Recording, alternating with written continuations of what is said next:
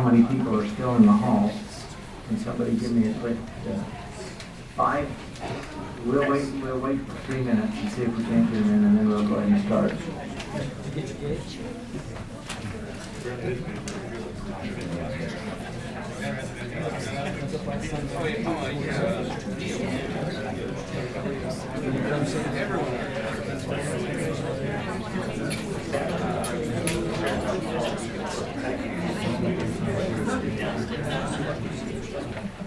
I'm having some discussion relative to American Fork Canyon.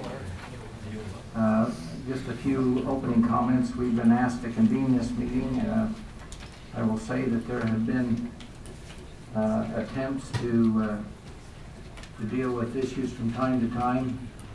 There was an effort that had started to deal with American Fork Canyon in general a while back, but we set that one aside when we were asked to do so because of many concerns and conjecture of things that were happening.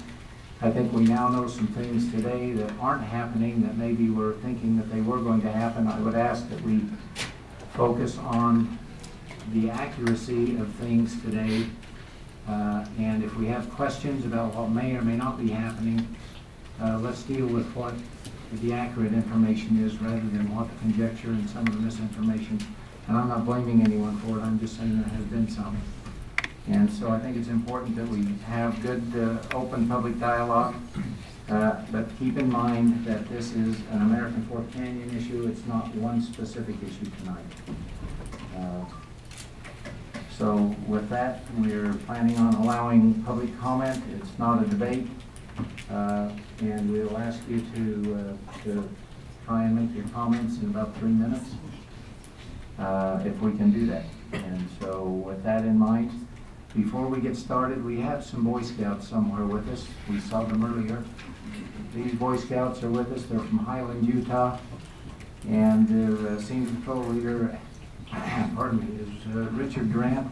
He and his partners are going to come up and they're going to lead us in the Pledge of Allegiance.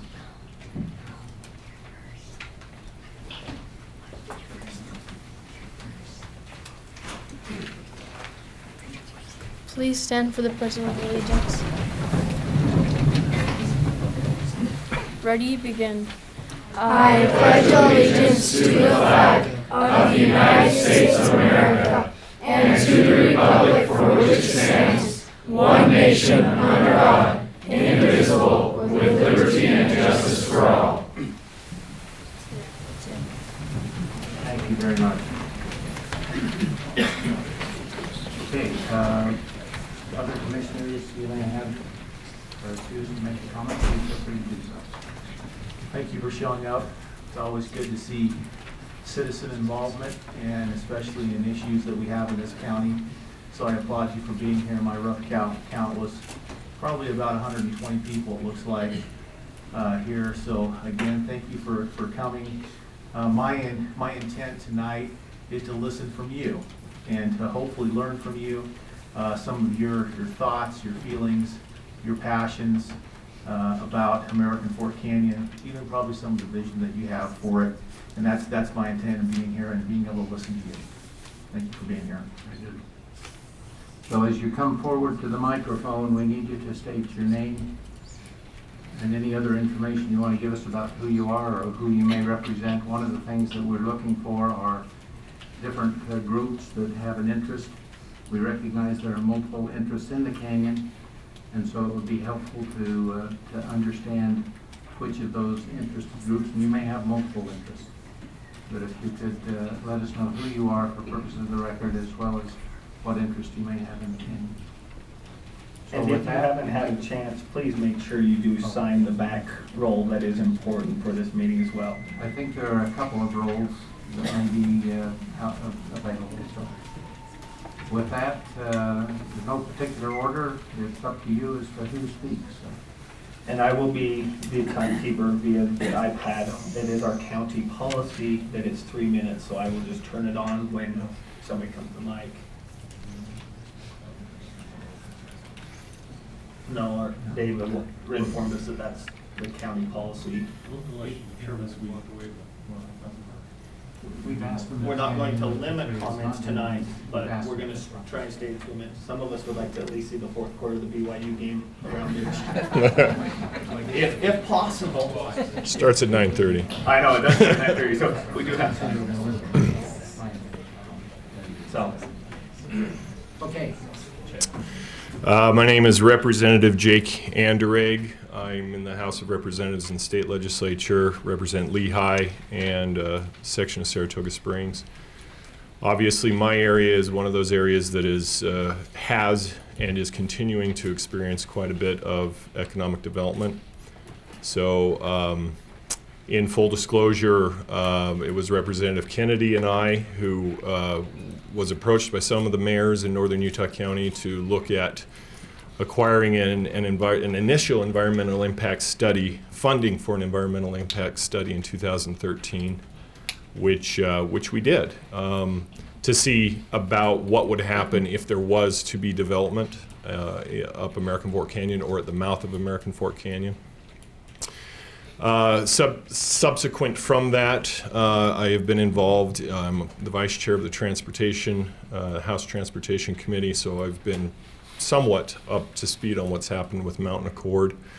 I've had several discussions with Snowbird, Bob Bonar, and the owners of Snowbird. And the truth be told, we're all, I think, just trying to see what if anything, is the potential. Not that it is something that we were moving forward with. It was just entirely what was the potential. I think where things got a little sideways, just from my own opinion and from my own perspective, was in the Mountain Accord process up Little Cottonwood Canyon. At one point, there was the discussion of including American Fork Canyon as part of the initial environmental impact study for that process. And it came in a little bit later than the original view of the Mountain Accord. And as such, it didn't, I don't think, receive as much public comment, or the process seemed a little bit rushed. My understanding is that has then subsequently been withdrawn before the Mountain Accord was finalized and agreed upon. So at this point, my understanding is that American Fork Canyon is actually not included in either of those environmental impact. Well, the first environmental impact study didn't include going up Mineral Basin or from Tibble Fork. It was just really looking at the canyon in general. From that standpoint, I am not necessarily opposed to development up that canyon. I am not pushing wholeheartedly for it, except for that whatever is to be done needs to be done with everybody's involvement. The same way that Mountain Accord tried to do it, where they looked at the environmental impact, they looked at the transportation components, they looked at the economic development, they looked at the impacts that the canyon would have. And there are obviously a lot of American Fork Canyon is one of the last vestiges, if you will, of pristine wilderness on the Wasatch Front. So there is a definite need to make sure that we handle that with care. That being said, in my mind, I would love to see at some point down the road, if it's done right, that we can access all 7 ski resorts from Utah County, that there might be employment opportunities. There might be, I'm just saying, it's got to be done right. It's got to be done right. So I am not. Okay, listen. It's his turn to speak. I'm just sharing my opinion. If it's done right with everybody's participation, I'm not saying no to it, but I want to make sure that we do it right. That's really, from my perspective, what I'm looking at. Representative, I just wanted to clarify one thing. You used the term pristine wilderness, not in the context of wilderness designated area, however. You know, I worked for Senator Mike Lee's office, and we fought and fought and fought with the BLM over, Bill knows, I worked with him, over these wilderness. It's not so much the wilderness areas, it's the wilderness study, proposed study areas, because those are open-ended and they can stay as a proposed study area forever. But the wilderness areas, there's a time frame for when they, so anyhow, yeah, I agree. Thank you. Thank you.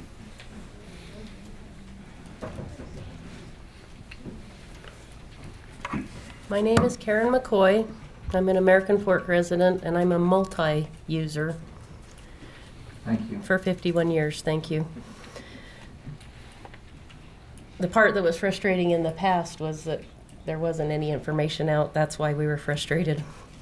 As we move forward, I would like to thank the county first for taking the time to have an open process, and I would like to thank the public for supporting it.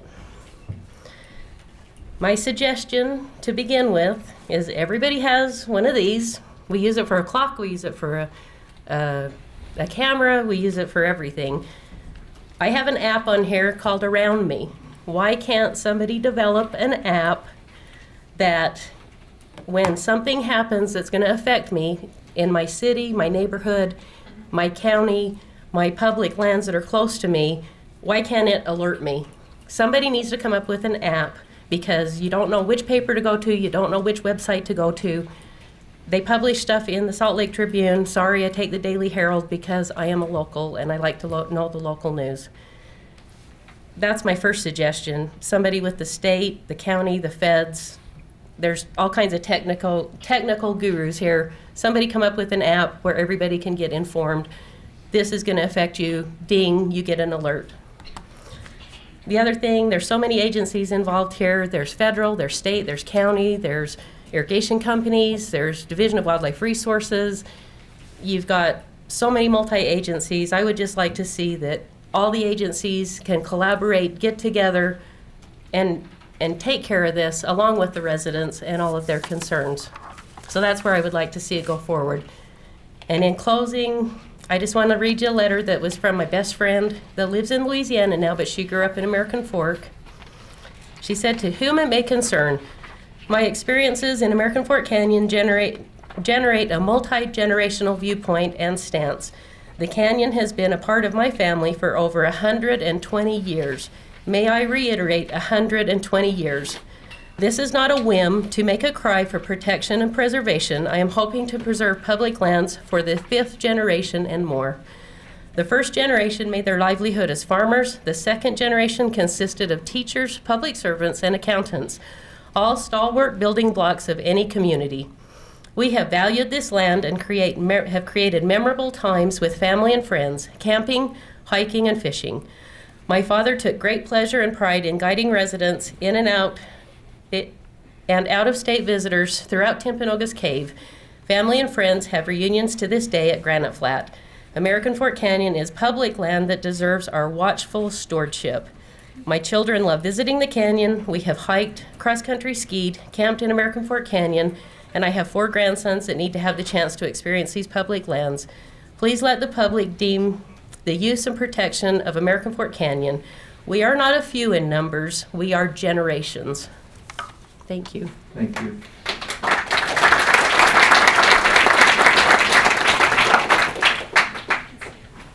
My name is Raylene Jorgensen. I and many of my friends are runners, hikers, and bikers through the canyon. My main concerns with commercial development in the canyon is the safety of all of us up there. Because of the narrowness of the canyon, there are a lot of concerns with the safety of people traveling on the roads in these various capacities. Even if a busing system is set up, there's still a big safety concern. Another interest I have in the canyon is for the motorcyclists, the four-wheelers, people who are using motorized equipment. Because of the pollution factor with that, I'm interested, like others, in keeping the canyon pristine, I think, so that that can be preserved. There need to be restrictions while still allowing that so that people can access farther parts of the canyon. So we need to keep the canyon beautiful and open, a place for all of us to go enjoy that in safety. Thank you. Thank you.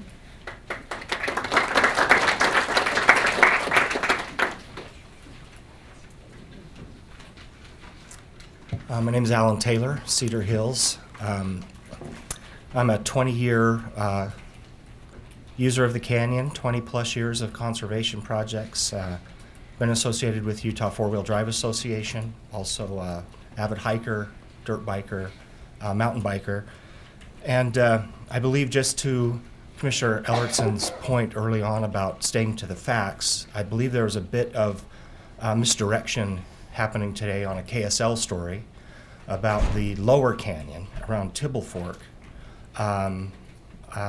Bonar at Snowbird made comments that were covered in that story about abandoning plans for development of the lower canyon, but in my mind that was a misdirection, because the upper AF Canyon is really the issue.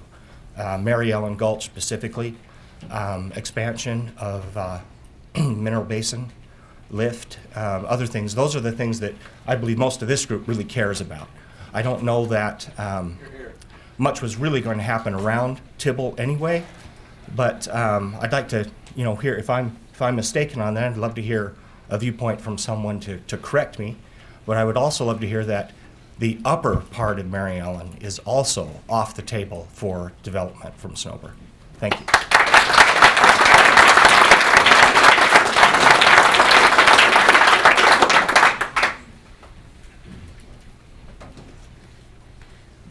My name is Gina Jane Pemberton. My mother often told me a story that I was conceived on the edge of Emerald Lake when she and my father were at BYU. My father was receiving his double master's degree in physics and math. I'm an artist and a mother. I have four children and 5 grandchildren, and all of us enjoy this canyon. I'm a hiker, I'm an artist, and I'm a survivor of child sex trafficking. And I do a lot of volunteer work with people who suffer from PTSD. I've spent 9 years altogether, not all at once, but cumulative, is that a word? Cumulative. Anyway, altogether in my life, I've spent 9 years in therapy, in intense therapy, working through PTSD and managing things that trigger PTSD. And as a result of that, I have worked with people who are ex-convicts, who are drug addicts, people who live here in Provo. I am a Provo resident, so I'm attending UVU and finishing my degree in fine art. And one of my great interests is to see how people respond in pristine areas. Often people who have been traumatized in a developed area have triggers of all kinds, whether it's vehicles or buildings or just commercial enterprise.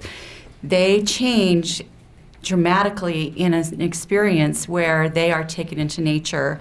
The less traffic, the better. And it has been astonishing to me to learn how I learned to manage PTSD was actually in the mountains and hiking and driving through the forest and having trees or other things like cliff faces and things go by that are not a trigger helps the amygdala in the brain actually reduce in size and become normalized over time. Spiritual experiences in solitude also help cure PTSD. So some of the experiences that I've had is actually taking friends of mine who have been in and out of jail for drug use and taking these women. I am 51, and some of the women I've taken are 10 years older, and some are 10 and 15 and 20 years younger. And we've all experienced the same kind of response. There's a complete clarity of the mind that comes after spending some time in the wilderness. We also have had experiences with autistic people. I worked for Northeastern Services as a volunteer and was able to take some men up there who are basically wheelchair bound, but we were able to get them at least out of Granite Flat and into an area where they were off the road. And some of them who are not, they're mute, they're quadriplegics even. One of them was thrown from a horse when he was 12, and he cannot even communicate other than to type on a piece of paper the letters and explain to me what he's experiencing. And to see his anxiety level drop and to be able to watch him learn to paint, he only can use 2 fingers, but with a spray bottle in one hand and flipping paint, he was able to create the scene in front of him, and it's beautiful.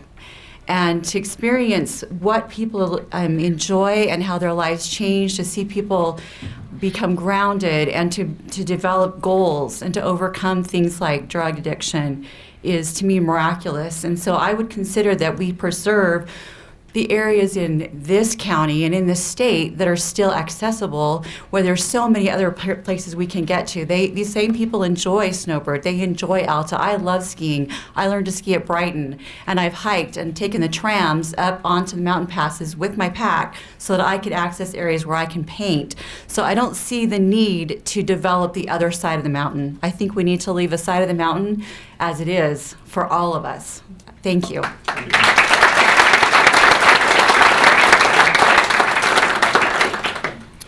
My name's Andrew Morrill. I'm a Highland resident. I love American Fork Canyon. I was born in American Fork.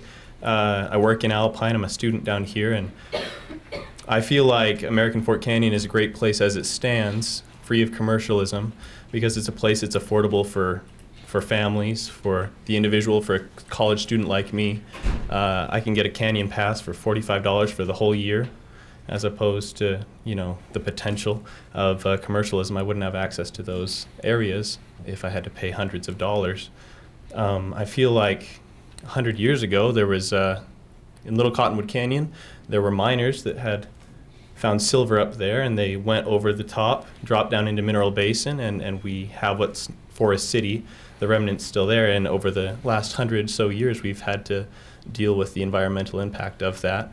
And I believe that the serenity that we're finally finding is a great place, is a great thing. It's a place that, the human spirit can really go and reconnect. And I feel like if the Upper Canyon were to be developed, it would really ruin a lot of that. And so I just wanted to pitch my 2 cents that I think the canyon's good how it is. Thanks. Thank you.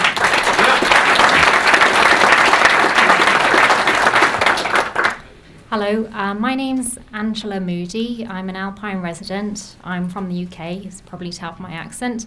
I was drawn to this area because of its natural beauty. I'm a horse rider, and I represent the horse riding people that are here this evening. I think we feel like our opportunities to ride with our horses are being reduced through development all over the county.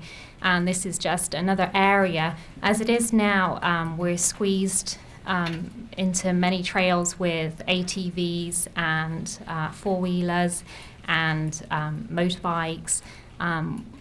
It's busy up there. If you eat away at our horse trails, you're going to squeeze us into a smaller area. It's going to be animals and vehicles using an even smaller space, and I think this is just going to create us lots and lots of dangerous problems. Okay, so that's what I have to say. Thank you.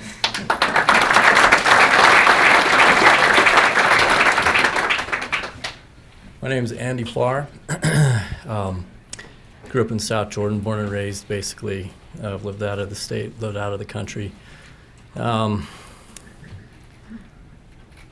I grew up in American Fork Canyon. It was American Fork Canyon and Cedar Fort is basically where I spent most of my time as a kid and as a scout,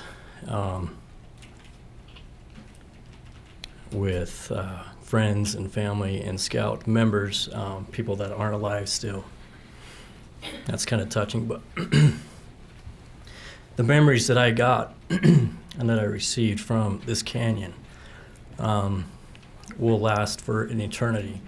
The stories that I've had, experiences that I've had will pass on through generations, and I'm sure that these members of my family and these generations will want to come and see where Grandpa Farr, or, Uncle Andy, or whatever grew up.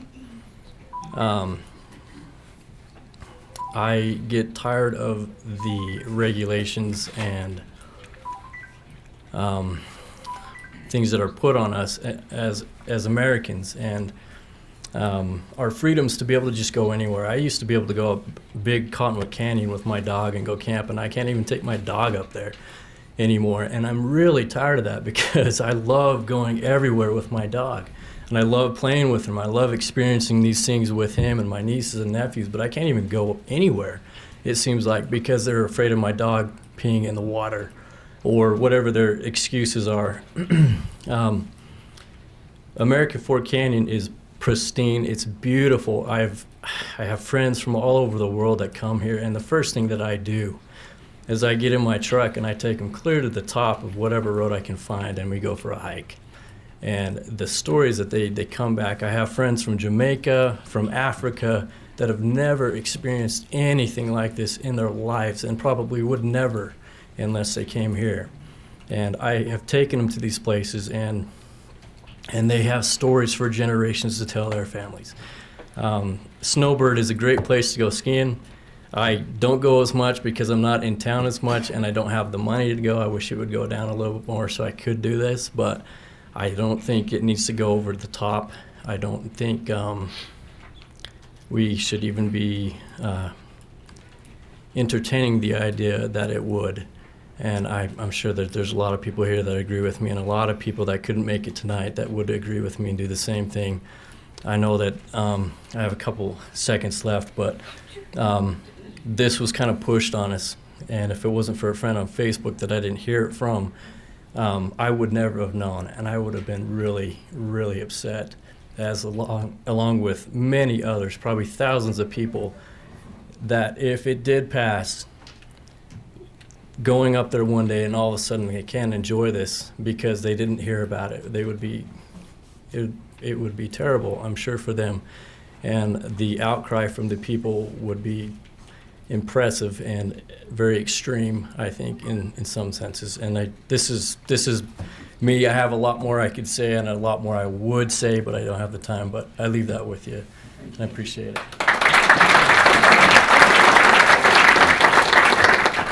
Hello, my name is Tim Irwin. I grew up on skateboarding and punk rock in Northern California, and much to the delight of my parents, told them I would go to BYU, but really I just wanted to come to Utah to go snowboarding.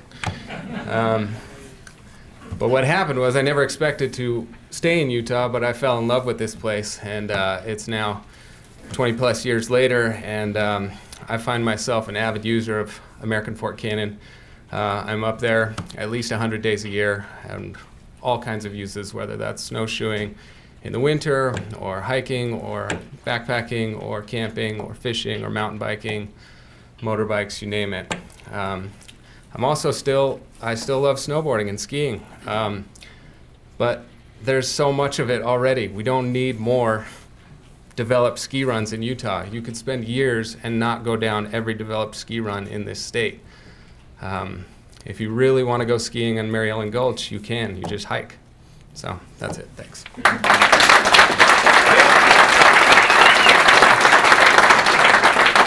My name's Keith Irwin. I live in Cedar Hills, and I'm half of the parents of the person that just spoke to you. And I'm glad that he came back here because we came back here because he and all our grandchildren are now here. I'd like to address this from a little different perspective.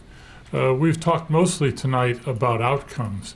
I'm a process guy, and all my career I worried more about how we do things rather than what the ultimate outcome was. And if there's something I could be very critical about, it's the way that the process that's been used to approach the vision for the future of American Fork Canyon. I think there's 140 people here tonight because many of us felt left out of that process. And one of the things that, one of my maxims is that commitment comes from involvement, right? And resistance comes from exclusion. And so one of the things that I would like to see going forward is that there's a massive effort, by the way, tonight's the first effort in that, I'm sure, but I would like to see inclusion of the people that use this canyon in any committees or commissions that are put together to address the future of American Fork Canyon. That's it. Thank you.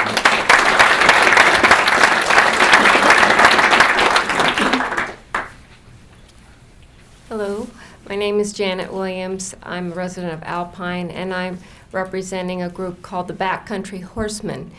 And they are a group that has been very much invested in this canyon, have spent many, many hours maintaining and helping to maintain the canyon and helping the Forest Service where they did not have enough manpower, so we've been involved with that.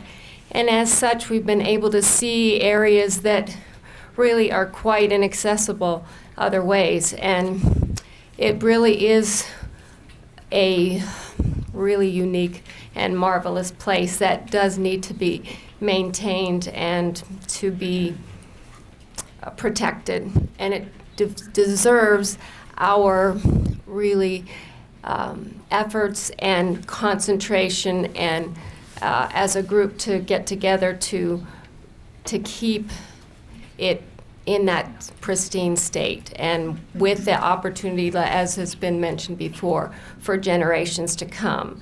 Because the Utah, all of Utah, and Utah County in particular, is a wonderful place to be, and people are attracted here. And if we don't take the effort to be proactive in the front end, the back end will be a lot of suffering, and people in all ages and all abilities. And that's kind of one of the remarkable things about the United States of America, is that people from all walks of life and from all economic bases can enjoy things that belong to the public. And I feel like this canyon is something that belongs to the people.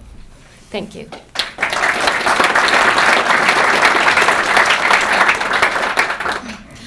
My name is Whitney Black. I am 17 years old, and I am here representing horseback riders, endurance racers, and AF Canyon lovers. So, just like our friend over here, about a year ago, I was diagnosed with PTSD and went to a treatment center. And as I was going through that process, we were able to go out on little passes, on little breaks, where we could be with our family and experience time and be reintroduced to the world and its dangers and its wonders.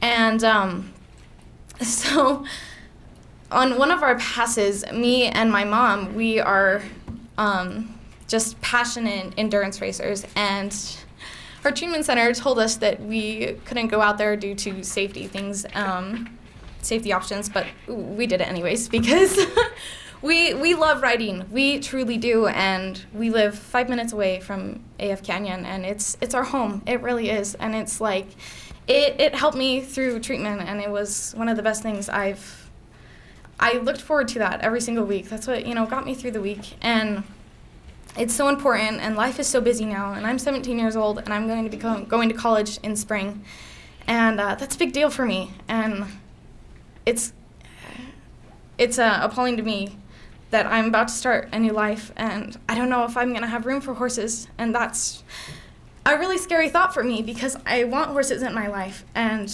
because mine and my mother's life are so busy, it's so nice to have AF Canyon just 5 minutes away where we can trailer up our horses and get on and ride and be back in 2 hours and still have an incredible experience. And that would just make me so sad if that was taken away from me.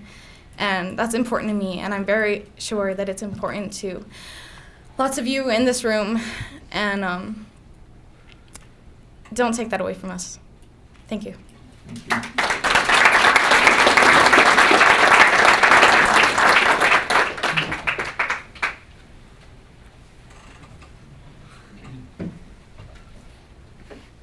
My name is Jeff Johnson. I'm a resident of Provo. I'm a photographer, a hiker. I like to go to AF Canyon just to relax, enjoy nature. I'm also a skier. I enjoy skiing at the resorts during the winter. I can get to any of the Wasatch Canyon resorts from where I live in Provo in around an hour or less, the way it stands right now. I don't see any reason to have to go through American Fork Canyon to get to a resort to ski, maybe 5 minutes quicker.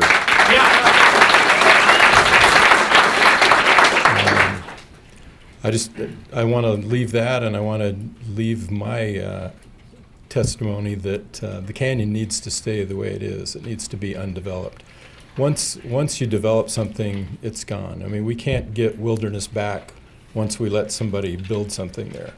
I've been in scouting for a lot of my life. I used to take scouts up the top of American Fork Canyon, Mineral Basin.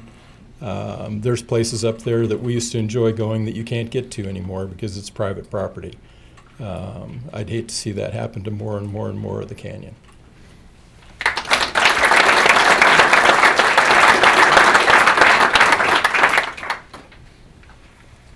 My name is Chris Waller, Lehigh.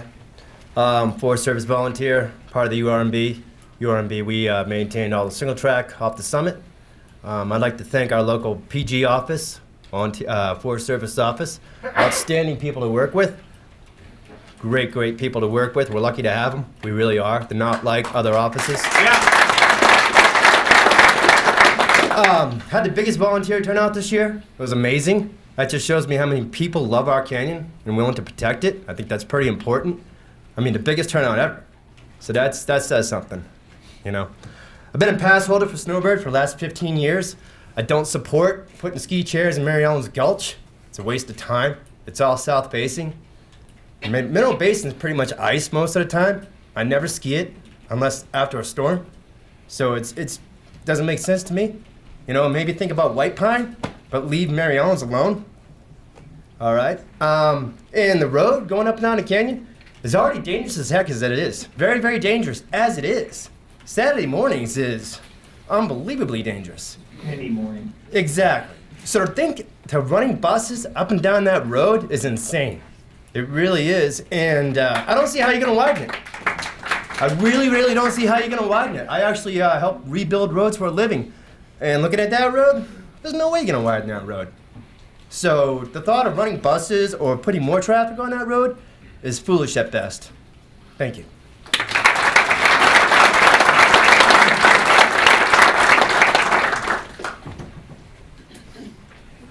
My name is Willie Holt. I live in Heber now, but I grew up at the base of Timpanogos. I'm a professional photographer, as many people may know. I contribute quite a bit of photography through our website, Protect and Preserve American Fork Canyon. And I'm pretty much a big user of the canyon in every sense of the word. I don't have a motorcycle though. Sorry guys, but I'm not against that.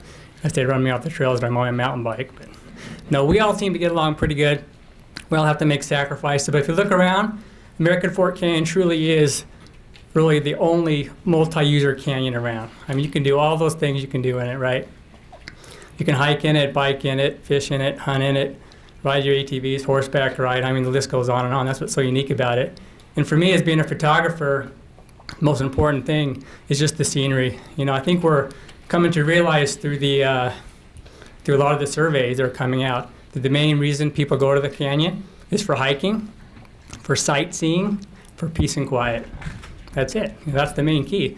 And so if we're going to develop that canyon even up higher into Mary Ellen with other ski chairs and lifts and trams, is that going to take away from the beauty of the canyon?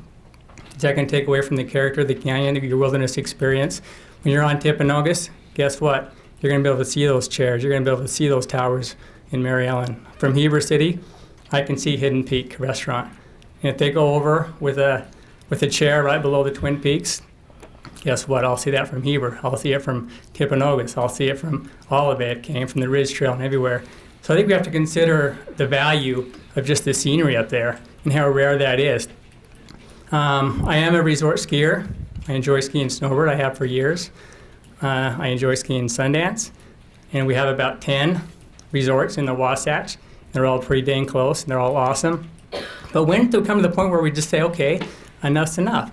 Let's save this canyon for multi-uses. Let's save it for its pristine qualities. Let's save it for its scenery. We have all those other things. Let's get a balance here. You know, the most important political office is that of the private citizen. And if we look around here, these are all private citizens. And these are people that love and use the canyon. And I'm just going to close by hearing a clap for people who think that American Fork Canyon is the most gorgeous canyon in the Wasatch. Let's hear a clap if it is.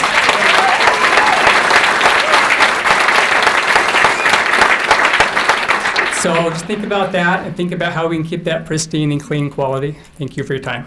Thank you. Hi, my name is Brad Frost, American Fork resident, and I'm on the American Fork City Council. And I'm a little jealous of you guys tonight. First of all, I'd like to say thank you. But jealous in the fact that as an elected official, it's certainly nice to get direction from people.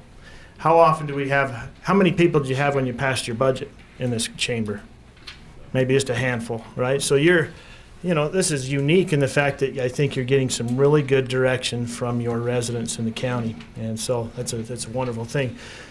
So I would like to suggest a couple things that when you go to plan something, this canyon needs planning. I think that it'd be naive to think that this canyon would have problems with the population that's coming and the fact that everybody is drawn to it. And as we develop the lower lands, I think you're going to have people coming up there, more people, millions probably. And so it's going to take a lot of planning to do that and to facilitate this. And so when you go to plan, the best thing we do, where do you start? You start by defining what is yours, the borders. And I think that's where the Mountain Accord kind of got off, is that they kind of went over their border. And so we kind of had to focus on the border and say that is not yours to plan. And so I think that we can say that we are respective of personal property rights of Snowbird, and that we could try to understand as a county better what they own, because they're not forthcoming to tell us that. As much as we've asked them to do that, they're just, they do not want to show us. And so I would suggest to you as commissioners that we find a way to see what they own, and then we can say we respect their private property rights. But let's not forget that we need to champion as commissioners as well the public property. And that is very important as well. And so I would say in your budget season that's coming up, and I just was reading a document online, that perhaps you would consider appropriating money to understand what is Snowbirds. If they're not willing to share that with you, I guess we could find out. We could pay for that if they're not going to willingly give it to us. And then understand that all the other things are in the jurisdiction of the county, and that you're getting a very clear direction tonight to preserve it and to plan for it properly so that we can use it. And behind me, as you're getting directions, you have an army to help you. And I hope that you feel that and you see that, because that's what I'm feeling from being here tonight. So I thank you for your work and all that you do, and for facilitating this meeting. I think it's the beginning of something special. So thank you. Thank you.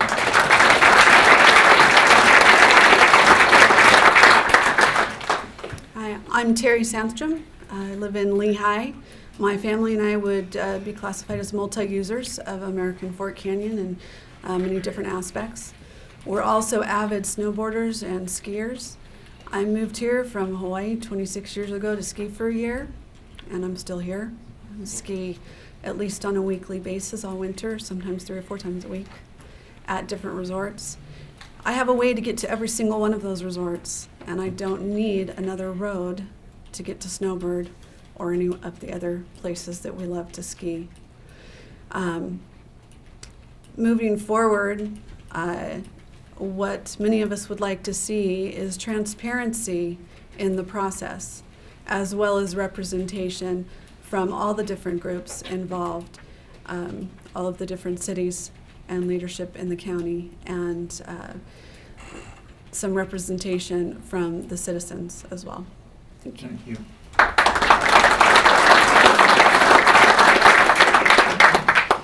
Good evening. I'm Ken Hazelbaker, a resident of Cedar Hills for a whole year and a half. But I'm a civil engineer, have been back here many times, graduate of Utah State, and have loved being able to enjoy the mountains. Avid skier and extreme outdoor adventurer. Having been around the West a lot, I don't mind backpacking out everything out of the bottom of Grand Canyon, okay? What hurts is to get have to get a lottery ticket to be able to hike Half Dome now. That's where my wife and I met, was on top of Half Dome. There's just too many people, and the whole world is coming. I couldn't even go see Pearl Harbor on its 50th anniversary. I happened to be there on a Sunday because all the Asians had already bought all the tickets. I says, come on, I'm an American. Okay, we are just loving our limited resources to death, okay? And it's just gonna get worse and worse as we keep telling more people. I'm afraid to tell people how good the fishing was at the bottom of Grand Canyon, okay? It's a killer to get down there.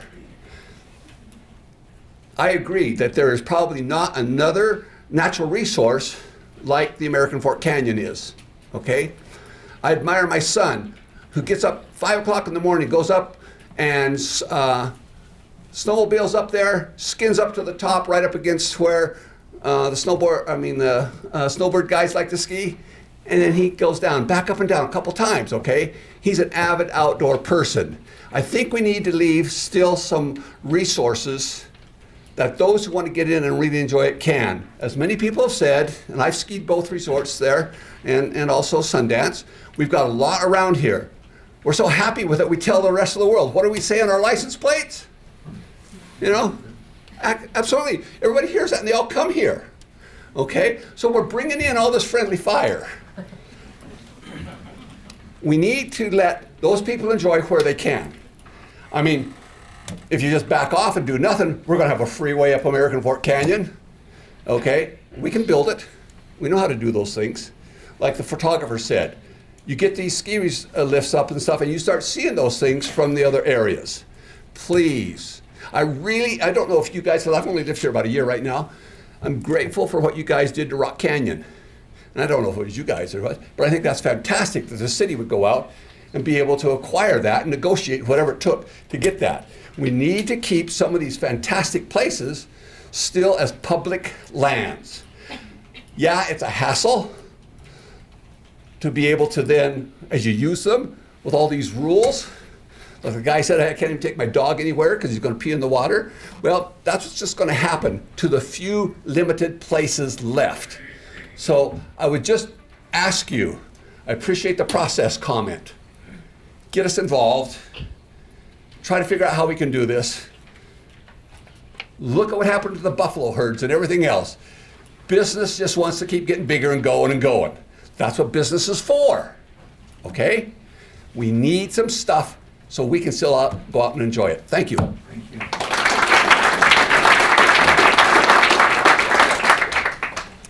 Hi, I'm Jeff Jensen. I'm a Orem resident. First of all, I'd like to thank you for listening to us tonight and for taking the lead on these issues. I'd like to thank a few alert citizens who realized that there was a plan that could endanger some of our beloved lands. I think there's a song that says, "Don't it always seem to go that you don't know what you got till it's gone?" And we paved paradise and put up a parking lot or a ski lift or what have you. As has been said, my main frustration with this issue has been one of process. And I would like to appeal to you as our elected officials as this goes forward. We do need to do things to protect and responsibly use these beautiful resources. I think the only people that can object to an open and transparent process are people who either have something to hide or who fear that the vote won't go in their favor. And without accusing anybody, I would just like to appeal that we can figure out if all the acquisitions that have been made up in that upper part of the canyon have been A, legal, and B, ethical. And that's not accusing, the more it's hard to find out these questions, the more one has to wonder.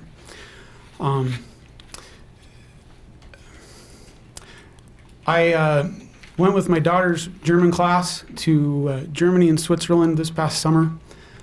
Paid my own way, I might add. And we went across Lake Lucerne and got on the Pilatusbahn train to go up to the top of Mount Pilatus that overlooks Lucerne, to the large luxury hotel that sits atop of this picturesque mountain. And as my wife and I took the few 100-yard walk to the top of the mountain and shared the view with the men in their business suits and their drinks and the noisy teenagers with their litter, I couldn't help thinking, this is not what I want for American Fork Canyon.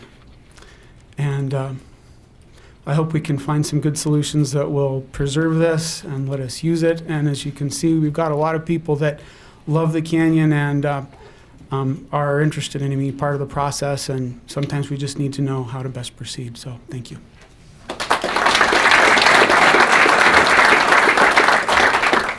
Hi, my name is Jason Bangeter. I'm a Sandy resident, avid skier, love Snowbird, and one of the creators of the Utah Life Elevated logo and branding.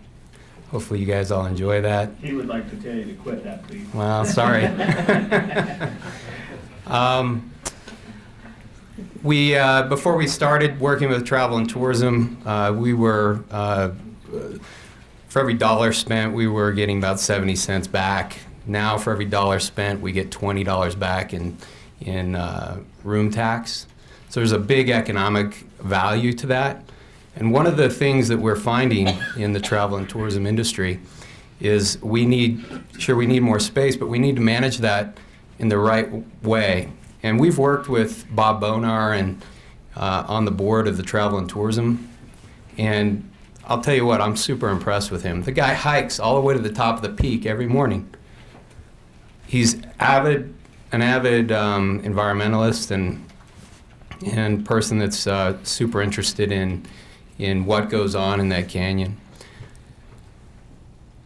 I personally don't have a problem with developing that. I know that goes against a lot of people around here, but I think that having that open up and getting the opportunity to ski back there is going to be amazing. I love Mineral Basin. I love skiing back there. And we're not talking about building a big community of cabins as it's been kind of thrown out there in the public. That's some misinformation. We're talking about building some ski lifts and simple things to make sure that we're taking care of the environment in a responsible way, and also giving the space for skiers and other people to enjoy that area back there versus just leaving it kind of locked up. We're not talking about building a freeway up American Fork Canyon. We're talking about accessing it from the other canyon and coming down the other side. So I just want to voice my opinion in favor of developing that area, and not in favor of developing it in a, building up cabins and luxury homes for the wealthy and rich, but building it so we can all enjoy it more thoroughly, because we're not able to get back there the way we could. And by accessing it with lifts and other things, and also letting the private sector take care of that versus the government, because we all know how good of a job the government can do. This gives us the ability to really enjoy that as citizens and as visitors from other places. Utah has one of the most beautiful areas, and if we manage it correctly, we're going to be getting a lot more out of it versus just opposing everything and trying to lock everything down. We need to allow people to access that. Thank you. Thank you. Yeah, my name's Dutch Turner. My dad spent many years in that canyon, and from 1928 to 1930. And like my grandkids say, why can't Snowbird stay out of our country here? And why can't we go up and enjoy what my great-grandfather had? He worked on the face of that mountain herding sheep all over. They took all that away from us guys. I worked livestock for 10 years. They've took everything away from us poor guys that worked livestock. And he's talking about creating jobs and putting Snowbird up there. Who's going to benefit from it? Snowbird runs a little bit in the winter. Why not you just leave that canyon alone and let us people enjoy it that was born and raised here? And if Snowbird wants to live there and come and live in the mouth of that canyon, fine. Let him deal with the traffic too. I'm sick of this old stuff. Well, it's the money. Just because they got a little bit more money than I got, why should they have the right to say? My grandkids, my little 10-year-old granddaughter, Grandpa, why are they ruining it? I love coming up here with you and you telling stories about your dad, herding sheep up here, doing this up here, pulling teams of wagons around. What are they going to see when they go up there? Ski lifts. And just like the last one I was with at U up to the high school, my 12-year-old grandson says, Grandpa, how much ground are they going to tear up to put them gondolas in, or whatever they're called, to put that ski lift up? How much are they going to tear up? I'm going to tell you something, and I seen it. When I was herding sheep in Huntsville, they run that big power line from Kemmer, Wyoming through. I seen what them cat skinners do. I seen how they tear the brush out. They don't care. You know, and you guys sit here, well, we're going to preserve this, we're going to preserve that. Why don't you just tell Snowbird to forget it? This is our canyon. You stay on the Salt Lake side.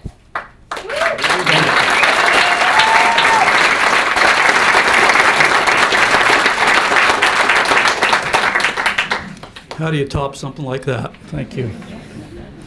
Mark Allen, I've co-founded Protect and Preserve American Fork Canyon 5 months ago.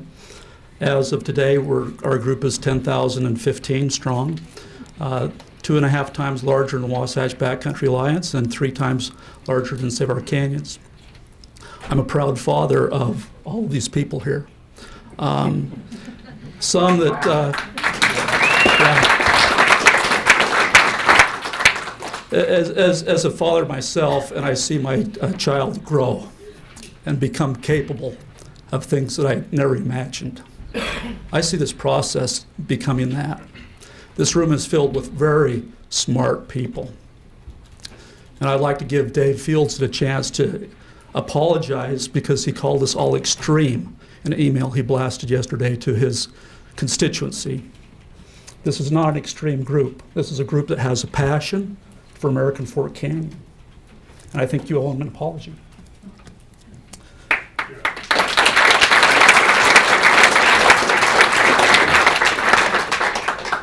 Our first meeting at Fox Hollow, I have to thank Bill Lee for attending. As I look back over what has happened in the last 5 months, it has been by divine design to protect a canyon. This is much bigger than Mark Allen or our team of 26 people. Bill Lee at that meeting said, we need time, we need data. As I prepared for this meeting, I thought, what do I know now that I didn't know 5 months ago? I know we have people that have passion for this canyon. I know it's an irreplaceable resource. I'll contest the gentleman that was up here a minute ago. I'm in the tourism industry myself. I promote rafting trips. The Grand Canyon's a special place because it has not been overrun. Yosemite, Yellowstone, there were pragmatic people that put measures in place to limit commercialization. There's things that are more important than money.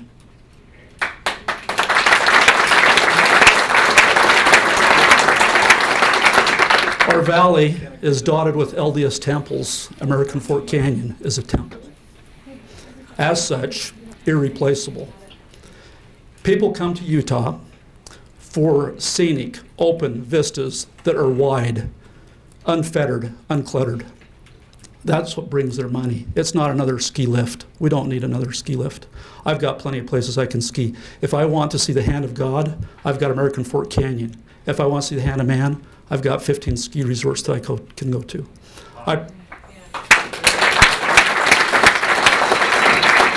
So where do we go from here?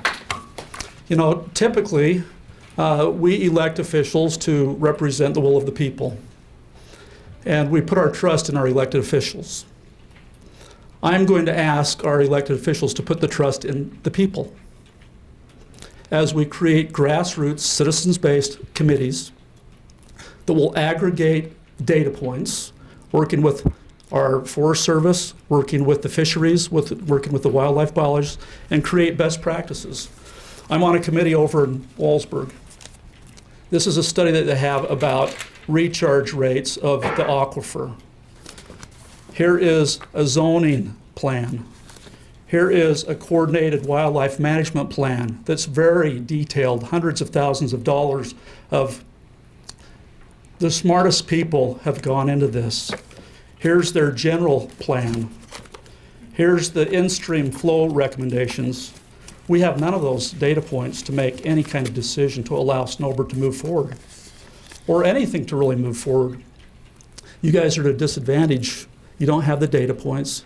You don't have the facts. So what do we need forward? We need time and data. So I'm suggesting that our grassroots citizens committees, I've got a little template that may need to be refined a little bit, but we start holding public open meetings. There's many people in Utah County that have no idea still what has transpired. We ought to have a public meeting in every single major city, one a month, and get the best minds to come help bubble up best practices to the surface. So that is That is my hope and desire. Mountain Accord process took about 2 years. I don't think we need 2 years, but I think that we deserve the same attention that Mountain Accord gave to the Cottonwood Canyons. Mountain Accord hired a facilitator, Lainey Jones. She's very adept at what she did. We need our equivalent of a Lainey Jones on this side to work with our grassroots committee. So by the time we're done with our meetings, we could hand you a plan and say, here's what the people want. Here's what the aquatics biologists say. You know, in Snowbird's zeal to expand, I've got a grave concern. We don't know what land that they own, but as I looked at some of the mine details today, there's arsenic, there's lead up there. They've already cleaned up one mine that they spent $300,000 on. How much liability do they have? Is it $5 million, $10 million, $1 billion worth of liability up there? I think we need to create a win for Snowbird, get the Forest Service to give them some more land at the base of Snowbird, and get them out of American Fork Canyon. Give them a win. Thank you.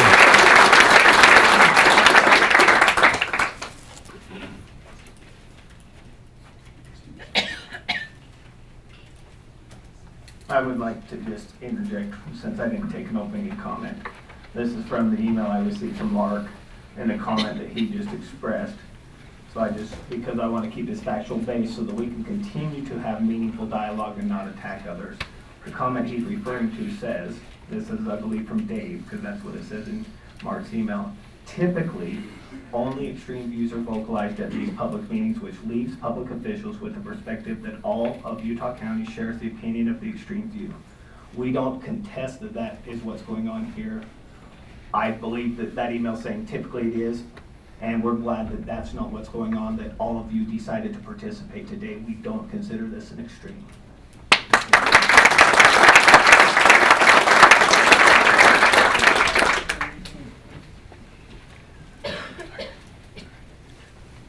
My name is Douglas Kunkel.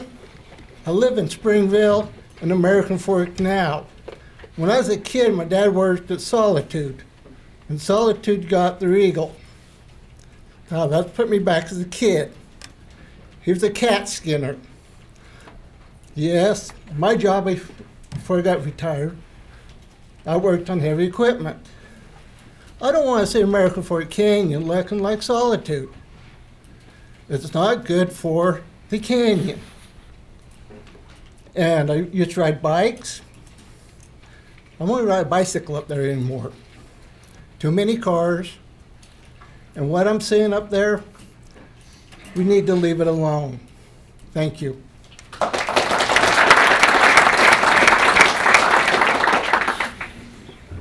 My name is Hunt Willoughby. Several years ago, Snowbird approached me while I was serving as mayor of Alpine to support this proposition to develop commercially in American Fork Canyon. I expressed my opposition at that time, and I reiterate that opposition now. Thank you.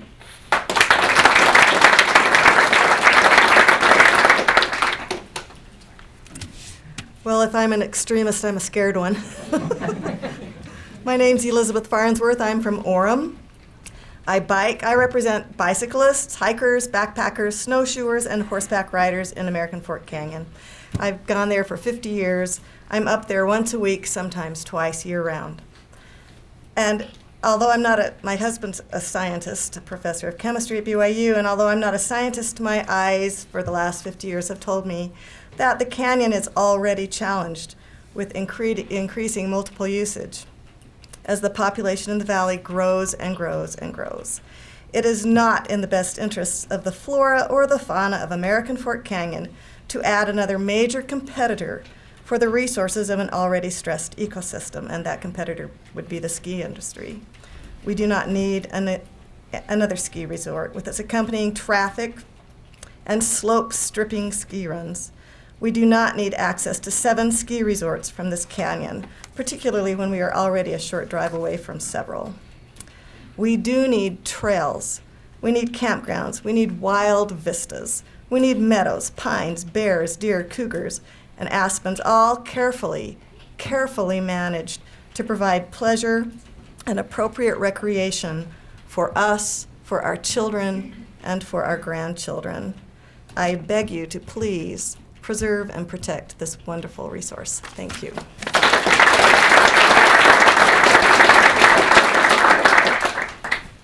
My name is Tanner Maxwell. Some of you might know me as Utah Hiker.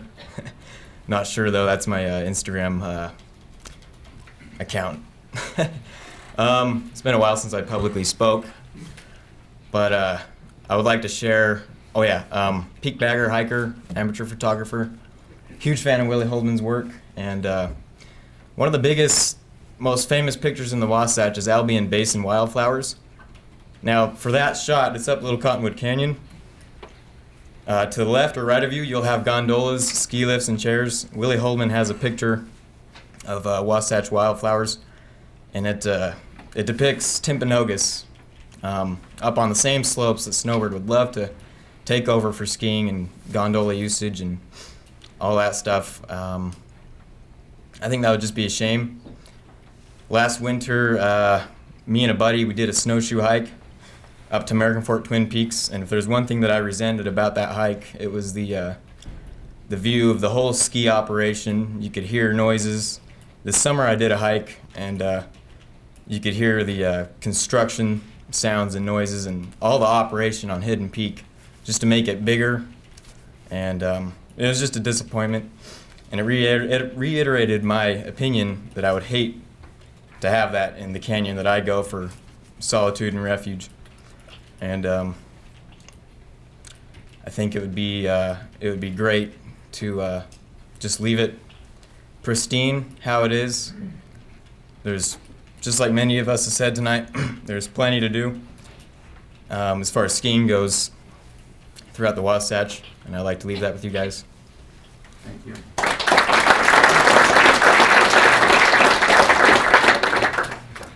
Hi, my name is Marisa Wright, and I served on the Cedar Hill City Council from 2008 to 2012. And I first of all want to thank you, each of you, for your service. I know what it's like to sit in those seats, and I know how hard these decisions can be. And I want to particularly thank you, Billy. I've heard many comments about the canyon from you, verbally and in writing, that are very hopeful. Thank you. I appreciate it. I hope that all of you can come to similar conclusions from the things that I've heard him say, and but I do know, I know that you guys want what is right, and I know that these are hard decisions, and you are dealing with lots of factors, and so no one's a bad guy here. You have a lot to consider. I understand that. I heard about this project while I was serving on the city council. When I first heard about it, I was excited. I'm a skier. An entrance to Snowbird through American Fork Canyon sounded fantastic to me.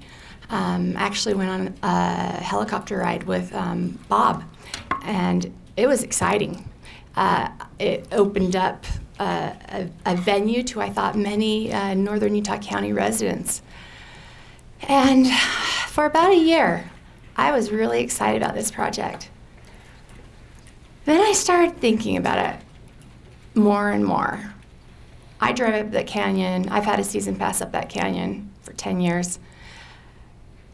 Bikers get hit on that canyon road all the time. You cannot expand that road. The traffic coming up for a new ski resort entrance would be so dangerous, because that road, there is no room at all to expand that road. That is my first concern. That's what started to come to my mind as I drove that road. My second concern, when I was on the city council, we built a secondary well. Our PI ran out one year, and all of our grass died. So we dug, I believe it was an 800-foot well right at the base, right below our golf course. And that's where we get a lot of our water now. That water comes out of American Fork Canyon. If we start building a whole project up there, homes, restaurants, facilities of all kind, they're going to require a lot of water. American Fork, Highland, Alpine, Cedar Hills all depend on that water for drinking, through the filtration of the wells, and for PI for our lawns. That's it, and we are under strict regulations right now already. My yard for the first year looks horrible because I'm obeying the regulations this year twice a week. And I'm thinking about pulling it all out and putting in fake grass because there's not enough water. And if we build up there, northern Utah County, those 4 cities are going to be crippled. So as much as I liked this idea in the beginning to have easy access to Snowbird, we can't do it. It would be so much more dangerous. Bikers still like that. They will always like that road. I know people who have been clipped on that road and hurt really bad. I don't know anyone who's been killed, but it is a matter of time, and I'm sure people in this room know people who have been killed on that road. And if we increase that traffic, it's just a matter of time before more and more. And water is gold in a desert. Those are my biggest issues. So, thank you.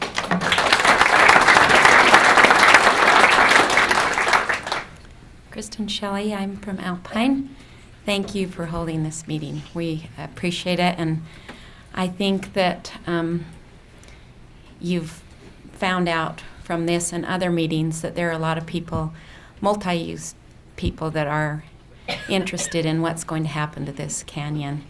And I've used the canyon for 50 years, and we have 5 generations of motorcycle riders in our family. Our grandsons started on little tiny bikes this year. We're very careful with the way we ride.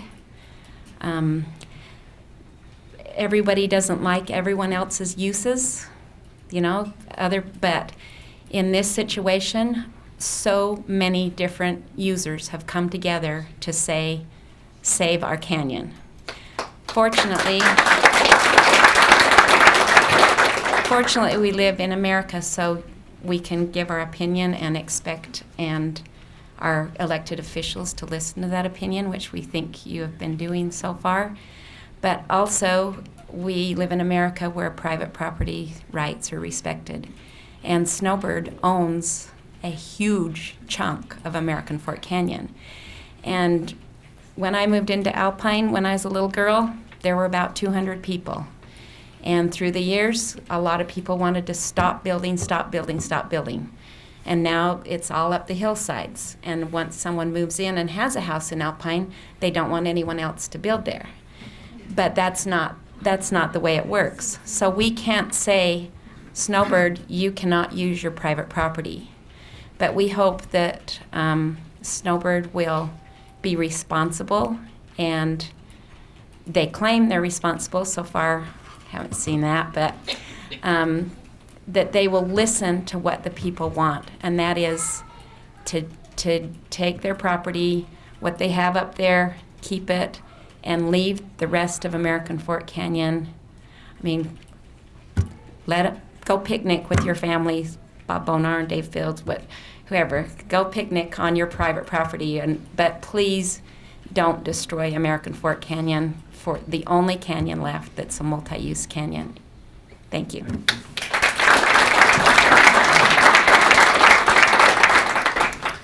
Hi, John Gottfredson from Highland. Lived here about 25 years, longtime user of American Fork Canyon. I just have a couple points. I have a graduate degree in landscape architecture and environmental planning. Rule number 1, when you analyze a site, is to understand what we call the genius loci, or the spirit of the place. As we heard tonight, most Utah County residents consider the spirit of the place of American Fork Canyon to be something special because it is wild. Introducing commercial up there just changes that. So I think I'm not swayed by arguments about environmental impacts or traffic. Those things can be argued about by Snowbird and developers all day long. I'm sure they've got a great solution to all those concerns. But they don't have a solution to affecting that genius loci. And so that spirit of the place is very special to all of us, and we need to protect it.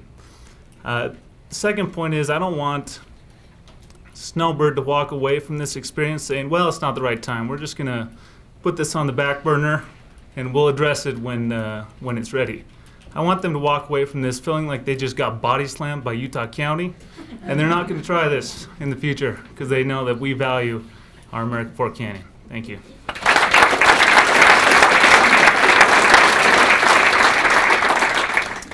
I'm Zach Cheney and live in Lehigh. I'm multi-user of the canyon as well. I mountain bike on the single track up there, ride my motorcycle up there. My family has a saying, family that Jeeps keeps, and it's one of our favorite things to do up the canyon. One year we were up there and I had my boys with me, and 3 and 5 years old, and we drove up one of the trails between Twin Peaks and Mineral Basin. There's this beautiful meadow that we found up there, and we said, we're going to camp here, and we've been going back there every year since. And I could echo a lot of the things that have been said here today, but just a slightly different perspective. I sit in traffic for an hour. I work up in Salt Lake City, and I sit in traffic for an hour each way. And sometimes on Friday afternoon, I want to be able to take my boys and go camping, where I'm not going to be sitting in a paved campground. And we like to just be able to go up the canyon and have a campfire and make memories. And that's what it's all about to me. And I can't always get to some of these other remote areas like I can American Fork Canyon. And can come home a little early on a Friday afternoon, and in 45 minutes feel like I'm in the middle of nowhere. And those kind of memories are priceless. And I enjoy skiing. I enjoy the resorts. There's great mountain biking at some of these resorts. And the last time I checked, you can't hike up in there and have a campfire and sit and enjoy your own piece of the wilderness without being bothered. I think you can have a campfire there, but I'd just echo the comment earlier that development is irreversible, and let's not move forward without really giving that some thought. So thank you. Thank you.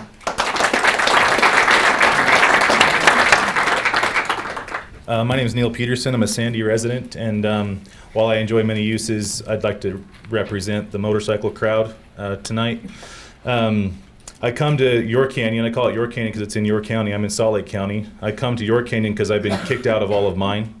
None of mine are available to me. I hear these sentiments of people who grew up in American Fork Canyon. I didn't. I grew up in Corner Canyon, which I'm now kicked out of, but it's still allowed and open to bike riders, horse riders, and hikers.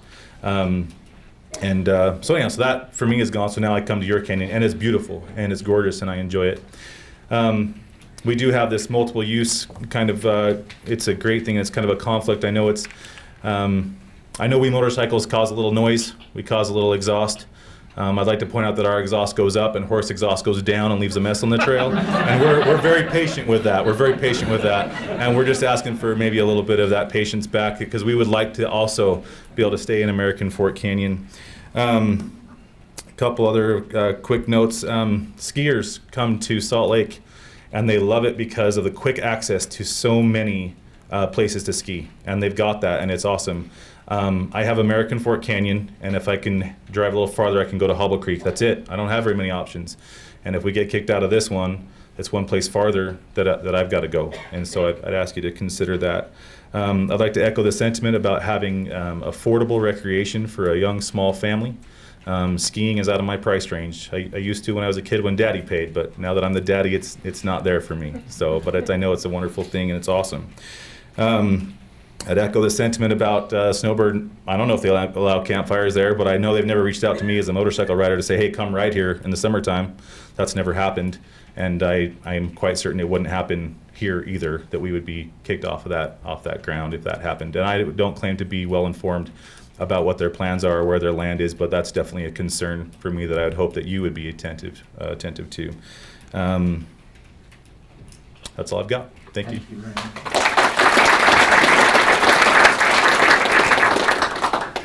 Hi, my name is Matthew Hanks, and so I really like the canyon because I remember once me and my dad checked me out of school, and he's like, you gotta go home and put on some safety gear because we were going ATVing with my uncle Sheldon and my little cousin Stetson. So I don't want Snowbird just coming in and taking away the land, because that takes away so many memories of people. And my 2-year-old little cousin Riker, when he first stepped into the canyon, he was crying and then when he touched the ground, he just went crazy. Literally, there was so many dirt, so many hills, so many rocks, and he made this little house, and he made he played with some cars, and I really like the canyon because I really don't like snowboarding because I remember getting hurt once going face first into the snow. I hated that, so I don't want Snowbird to take away the canyon because that crushes so many people's memories. And someday I just really want to treasure all those moments that I had in the canyon. Thank you. Thank you. Hi, my name is Bridget Durant, and so me and my family love riding horses up in American Fork Canyon. And so we've had so much memories up there, and like going on picnics and everything and hiking, and it's really, really fun. And so I really don't want the ski resort to expand because then that would limit where we can hike and where we can ride our horses and stuff. So, yeah.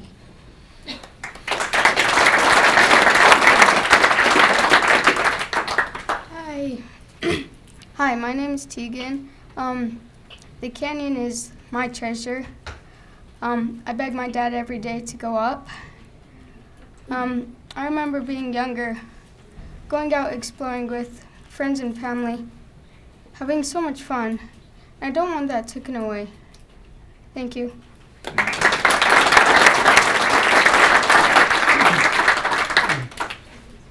Hello, I'm Junior Benus, and I guess I'm old enough to be one of the fathers that people keep talking about. And certainly tonight, reminiscing has been in my mind a great deal. And it goes back to deer hunting time when the mine on Miller Hill was still being operated. And the interesting thing is in those days, early days, we could drive a passenger car up to the top of Miller Hill or Mary Ellen or Mineral Basin, and the roads were open for a passenger car to go up. I don't know whose property we were trespassing on, but we went up there a lot and enjoyed it. But anyway, just to give input on future development. First of all, the campgrounds in American Fork Canyon are outstanding. They're just beautiful, and I've enjoyed many days in American Fork Canyon all my life, hiking Timpanogos or horseback riding, etc. And the canyon campgrounds that I don't hear very often mentioned, which I think about, is campgrounds that are higher in elevation. You know, and so I think, well, Silver Lake, maybe that could be improved for more camping sites.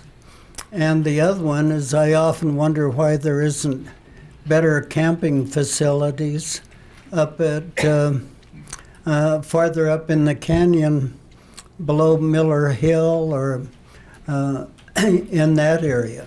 I know, yes, there are a few, but it seems to me that more higher altitude campgrounds would be a benefit to be developed in American Fork Canyon.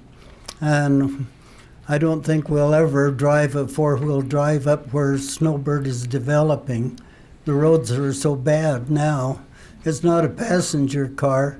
You can't even get a four-wheel drive back up into that country. Horses are okay. Oh, thank you. Thank you.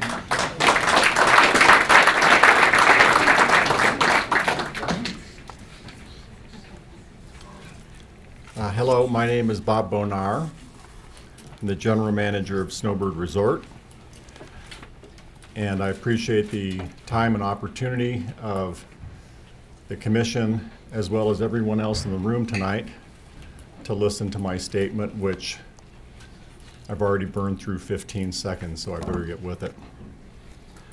As one of the stakeholders in American Fork Canyon, again, we appreciate the opportunity to speak this evening about a place that is important to everyone in this room.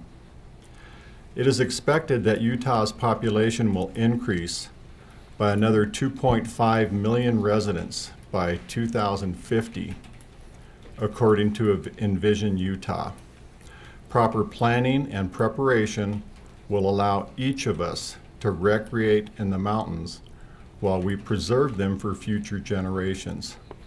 Snowbird is committed to planning and providing fun, safe, and sustainable recreation through such a planning process for the future. Snowbird is not planning to connect the resort to American Fork Canyon, at Tibble Fork, or anywhere else, or building hotels or condominiums in Utah County or American Fork Canyon. None of Snowbird's private property in Utah County will be included in the Mountain Accord land exchange as requested. Snowbird will continue, we pledge to continue to work with as we have for 40 years, with the Utah four-wheel drive community and other stakeholders groups to continue to provide responsible access to Snowbird's land, private land in American Fork Canyon. Thank you very much. Thank you.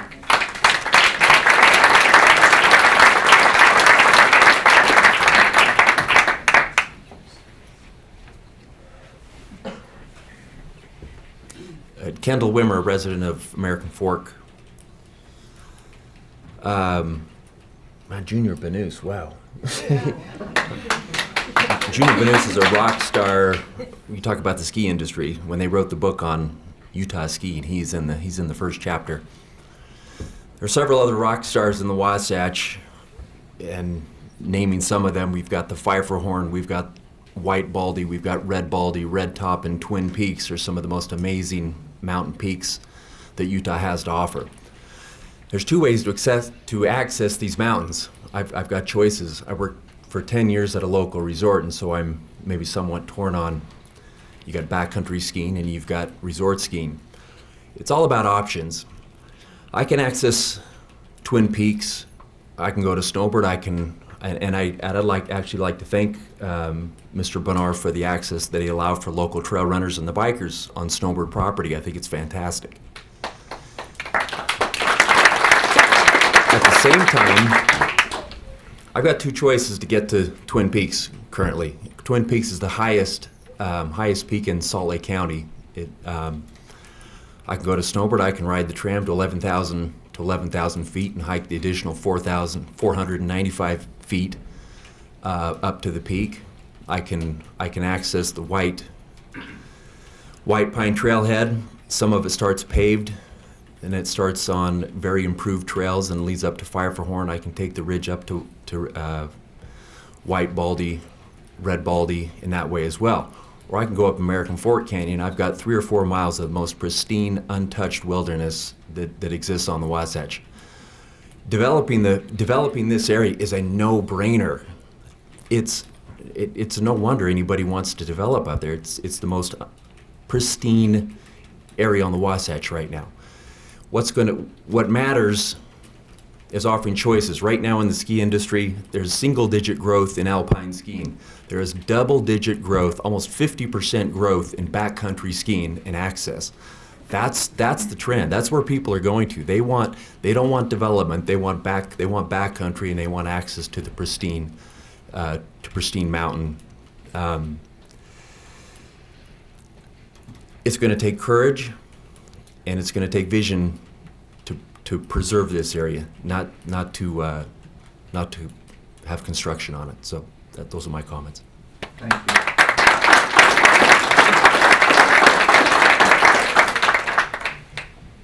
My name is Brandon Miller, and I'm an American Fork resident. I'm born and raised in this area, and I have spent a considerable amount of my life in American Fork Canyon. I've spent a lot of time in American Fork Canyon, actually, with Commissioner Ellerson's daughter.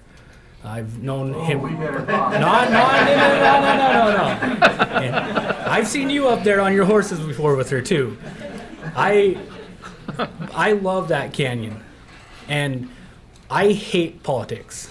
I hate it for the slander. I hate it for everyone manipulates everything to make it look like someone's a terrible person. I've known you. I stepped into your house probably 16, 17 years ago, becoming friends with your daughter. And I've known you for a long time during that, spent time with you as well. And some of the crap that's been thrown around about you, that's been thrown around about, I don't know Bob at all, but there's a lot of terrible things about him. I'm sure some are true, some aren't, who knows. I know you, and I know that I believe you're a very upstanding person. Thank you. But the thing that scares me the most is that he's not even here anymore, but the legislator or senator or whatever he was from Lehigh sitting there talking about that we still should put transportation up American Fork Canyon, that we should be able to get the ski lifts up there. That's not what our county residents want, and he's an elected official, and that scares the crap out of me. I'm here being part of a political process that I don't like being a part of, because I want to preserve the sacred ground that we have so that we can have it for our future. Bob does talk about, we're not going to develop American Fork Canyon, below.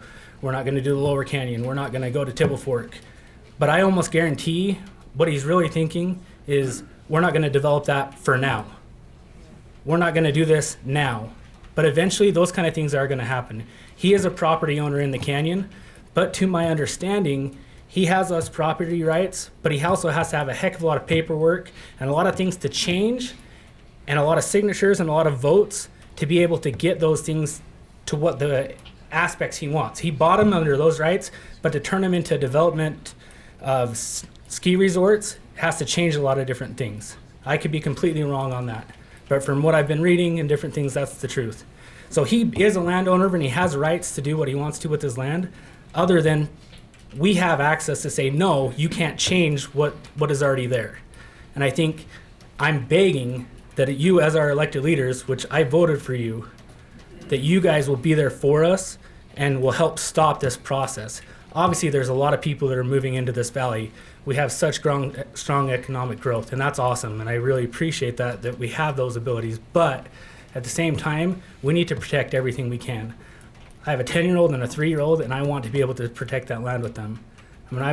Our family's looked at moving out of Utah County. We've looked at moving out of state. All my family is right here in Utah County, and I could move away from them in a heartbeat. And don't tell my mom this, but my biggest issue is moving away from the mountains, not having those experiences to give my children.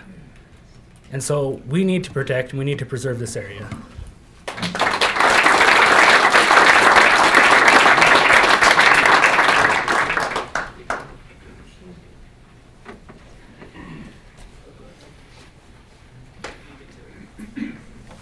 My name is Robert Shelley. I'm a resident of Alpine, grew up in American Fork, and first experienced American Fork Canyon as a young boy 50 years ago on the front of my dad's tote goat. Been on every trail, every inch of every trail in that canyon on one type of vehicle or other.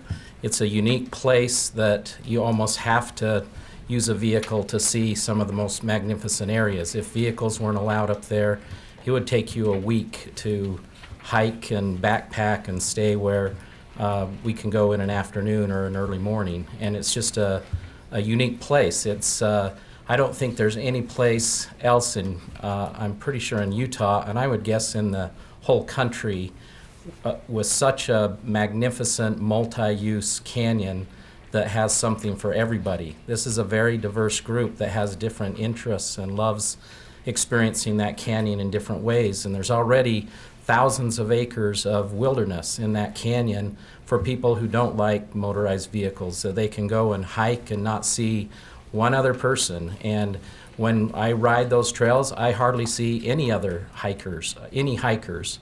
You know, it's just too far to go, and it's not a destination.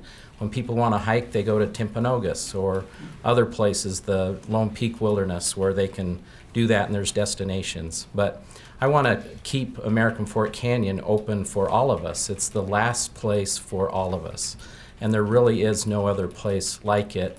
You know, people who bought private property up there, you know, knew what they were getting when they bought it. They bought mining claims, and I agree with the other gentleman. It seems like, you know, if you wanted a mining claim, then you bought a mining claim, but you didn't buy a ski resort up there when you made that purchase. And we shouldn't feel bad if, you know, they're turned down in being able to develop that ground in a different way than what it originally was, and at the detriment of all of the population.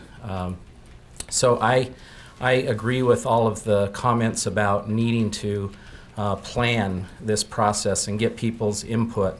You know, I believe that it can remain a multi-use area and needs to, and people get along. When we're on trails, we pull over and you know, let the horses go by, or the hikers, or whoever we see. I want everybody to enjoy it, and there's a place for everybody. I think we need to plan properly, and you know, instead of changing the nature of the canyon as it gets more and more popular, I think we will have to implement capacity control measures like you do at Timpanogos Cave or Zion's or anywhere else, you know, but don't change. We didn't widen Timpanogos Cave because more and more people wanted to go there. We kept it the way it is, and, you know, implemented capacity controls to allow everybody to enjoy it. Thank you. Thank you.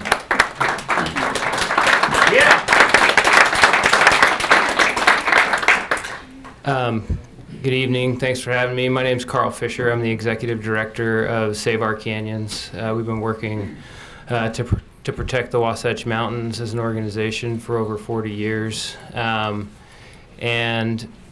guess one of the things, and I'll reiterate what I think a lot of people have said, but I'll say it in my own way, is that we're making a lot more people in this valley. We're not making any more mountains. And we all need to figure out how we're going to play nice together in the sandbox. There's a lot of different values. I love the wilderness areas. I love to backcountry ski. I love to mountain bike.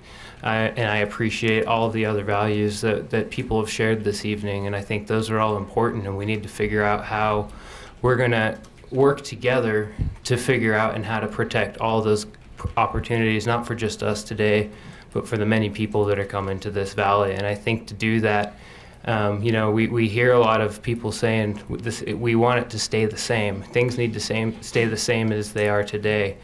But to achieve that, we actually need to take action. Something needs to happen in order to achieve and protect those values. And I hope that us and our organization can be a partner in that and protecting the many, many values that people love about this canyon. I think it's not just about American Fork Canyon.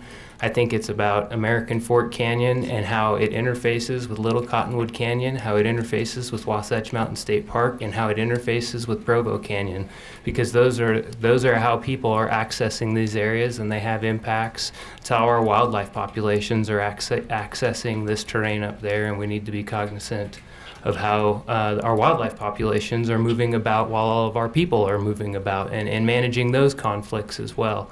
So we want to be a partner. I mean, we love wilderness areas. Maybe there's opportunities for more wilderness areas in these areas. Maybe there's not. But I think it's a dialogue that's worthwhile of having. The thing I love about some of the wilderness areas in Mount Timpanogos is that we know that Mount Timpanogos is going to stay the way it is today because of those wilderness areas. And that's something that I think is very special, and I think that's a common value that a lot of people share here. So wilderness might not be the tool, but the values behind wilderness are a tool that we need to figure out how to apply those types of protections, sans the use limitations perhaps, to apply that to this landscape. And I hope we can be a partner to achieve this place, because I mean, a lot of us from Salt Lake County or Davis County, all of us, I actually grew up in Davis County. I used to come down and I learned to fish up at Tibble Fork with my grandfather. I learned to fly fish on the Provo River. These areas are, just because I'm not from here doesn't mean that they're not special places and that I don't have memories here. And many of our members share those values as well. And we need to figure out how we're going to all play nice together in these magical places that we're so fortunate to have just above all of our communities. So thank you. Thanks.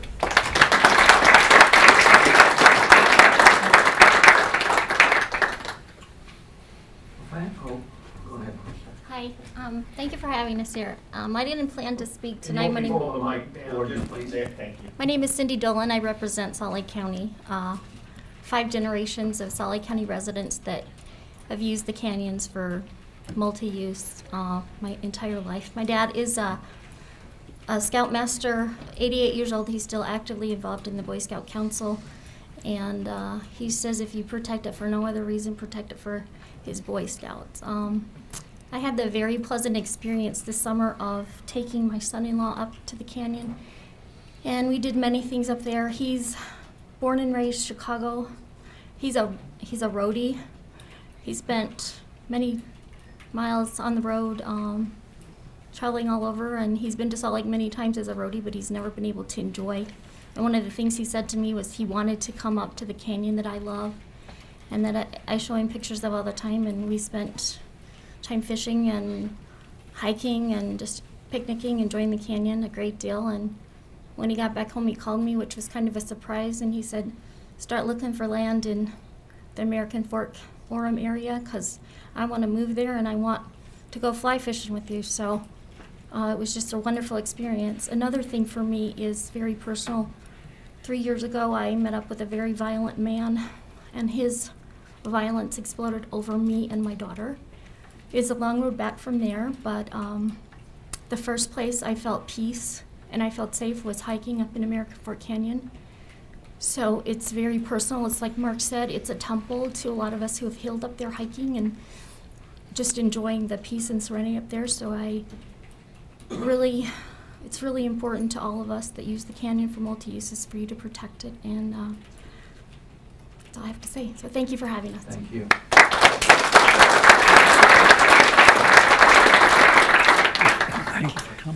My name is Stephen Shelley, and I'm a multiple user of the canyon. And tonight would be representing the Silver Lake Summer Home Association. My probably biggest concern would be the watershed, not only for us up there for our spring, the Forest Service for their springs, but as the lady from Cedar Hills mentioned, the whole north end of the county. That aquifer, and it probably goes clear through the county. So any commercial development up that canyon needs to be really scrutinized just for that purpose alone. That would be my biggest concern. A little earlier, somebody kind of jumped on the Forest Service. In my dealings with the Forest Service, I got to give a shout out to them. They've been great. They're easy to work with.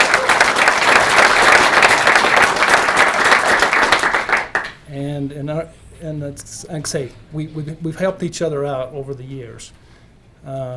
And in our discussion, like somebody mentioned just a little bit ago, it is a sandbox, and we've all learned to get along. We don't all like each other, but we've learned to get along, and I'm sure we'll learn to keep that in the future. All of us getting along. We all want to use it, want multiple purposes. Thank you.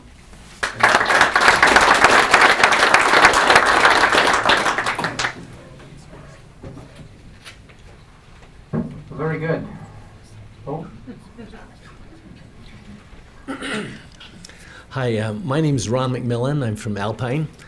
And I want to thank you for having this forum and for allowing us to come and share our points of view.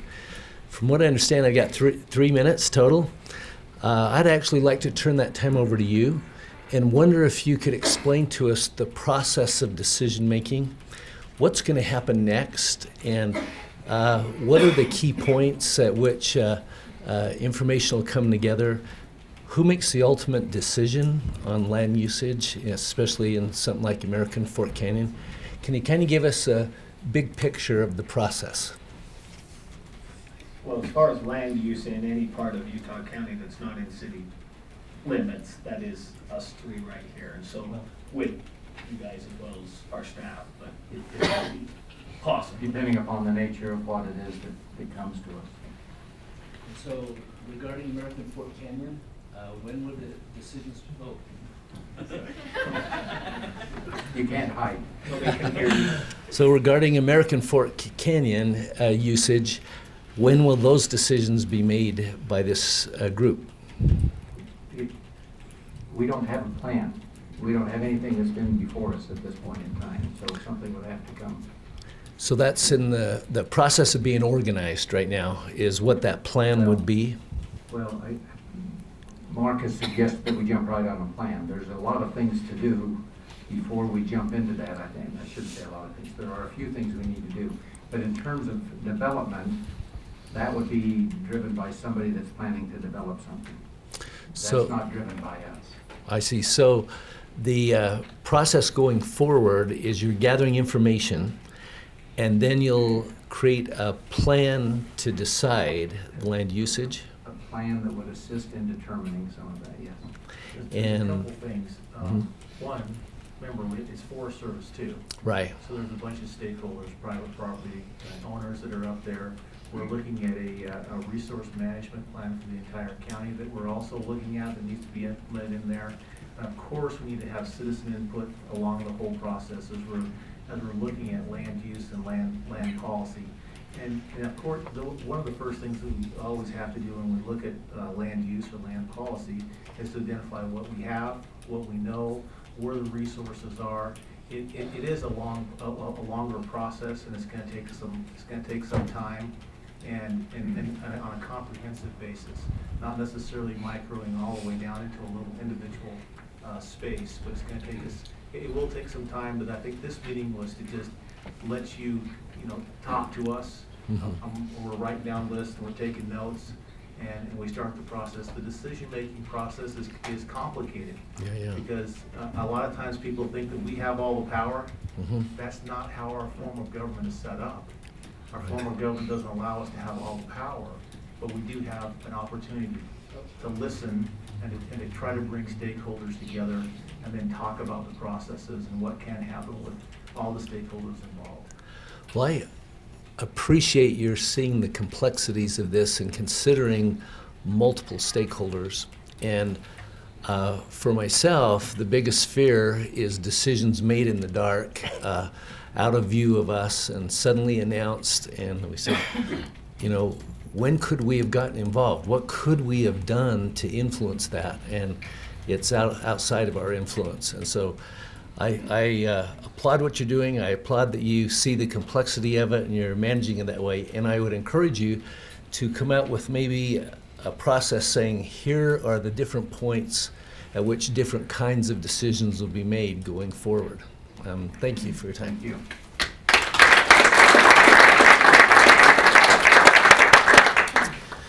My name is Reed Probst. My family and I live in Highland, and we wanted to just share a couple of quick points with you tonight, if we might. First one is thank you, has been mentioned, for going through this process and for including so many people. And I've got several friends that couldn't be here tonight, and they ask that we thank you for having this. Their husbands, their fathers, their scoutmasters, outdoor enthusiasts, hikers, multi-use folks, and they appreciate you doing this. Second one is the reason we are here. We've lived in multiple states on both coasts and across the country, in the middle of the country as well. We're here for two reasons: employment and recreation. And because they are so close and we can do them together, that's why we're here. If it wasn't here, we wouldn't be here. And we're grateful for those that have allowed us to come. We've heard earlier, there's lots of transplants, and we are some of those. Also, that's been mentioned earlier tonight, we are concerned about the water. I think just about everybody is, so we're grateful you're looking into that and being careful on that. And just want to tell you once again, thank you very much for going through this process and listening to us.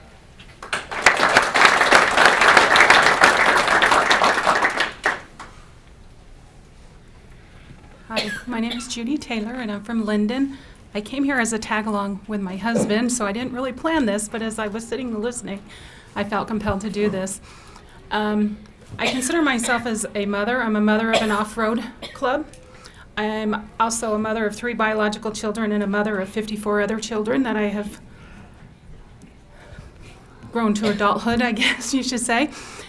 And as I sit back here and I listen, I remember the stories of my husband growing up in Utah. I'm not a native Utahn, but I've lived here for 38 years. And the stories that he talked about and has shared with his children, growing up in the foothills of Linden, and with all the growth of Utah, the foothills in Linden are pretty well gone. And I was thinking of about 10 years ago, my youngest son had gotten a citation for trespassing up in the foothills. It was not posted on the end that he had entered from, but it was posted on the end that he came out of. And him and his buddy had gotten a ticket for this. And his comment to me was, what are we going to do for fun? They're taking it all away. And it just really hits me sitting here listening to this tonight with everybody in their comment. Not everybody is wealthy that can go skiing, and there needs to be access for people that don't have a lot of money to be able to do and enjoy things. We've become a society of electronics, sitting on the couch, and we wonder what's going wrong with our children today and their behaviors, and not having the ability to take our kids out to go do things. I don't care whether it's horseback riding, four-wheeling, biking, hiking, whatever. But if you take that all away, I think one aspect that maybe people aren't looking at is that I think you're going to start seeing crime rate going up even more when kids don't have access to positive activities. And I think we need to look at that as far as our future goes for Utah, because we are growing so much. And I don't know, after raising, like I say, 54 kids that have come from troubled homes and problems and stuff, I think that's one side that we really need to look at.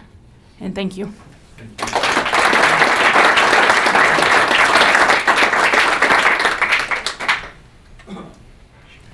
Hi, my name is Chase McMillan. I live in Orem. Grew up Provo Canyon, spent a lot of time in American Fork Canyon. Use it for mountain biking, skiing, running, those types of activities. I appreciate your time. Thank you for listening to us tonight. My perspective would be I'd love to see some more permanent protections, and those might be multi-use protections. I feel like this is one battle that we're talking about. Snowbird expanding lifts into Utah County, into American Fork Canyon. I would prefer to not be fighting this battle over and over and over again. If we find that public opinion is to keep our public lands development free, can we protect them in a way where there aren't any swaps with commercial interests that want to develop the land? I'd also like to, respect Snowbird's private property as well. Wonder if we can make a win for them somehow by putting together groups of government and interested private groups to buy back land. Is that a possibility? What I'd like to see is no more commercial development in American Fork Canyon, and to create permanent solutions so we don't keep revisiting the issue. I appreciate Bob representing Snowbird here tonight. I'm glad he's listening to all of this in this public opinion, and I appreciate the the statement they put out that they're not interested in coming all the way down canyon, not developing hotels and condos. I would love to see that expanded to private homes or private development in American Fork Canyon. I'd also like to express my opinion that I think it would be a poor use of the land to develop that with ski lifts. So I'd like to thank them for listening as well tonight. Thanks for your time. Thank you.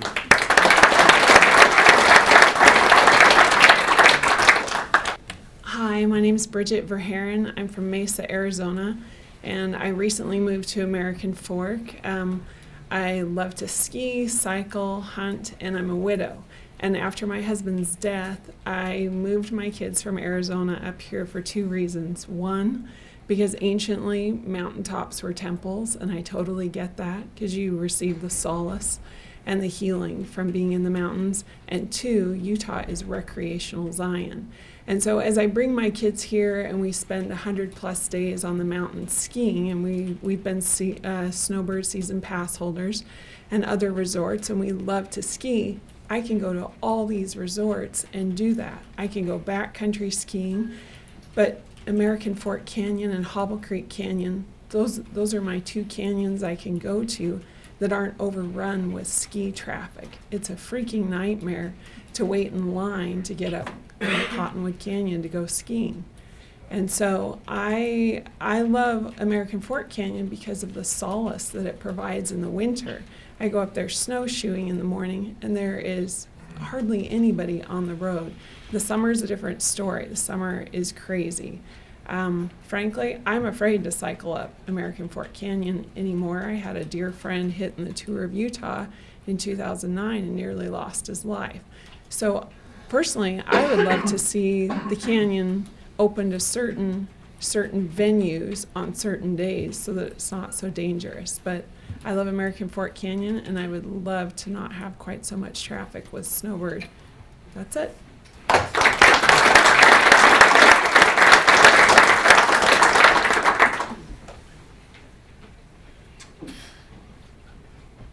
Okay, we appreciate the fact that many of you have stood there for a long time, others have sat for a long time. We've had a number of good comments. We appreciate that.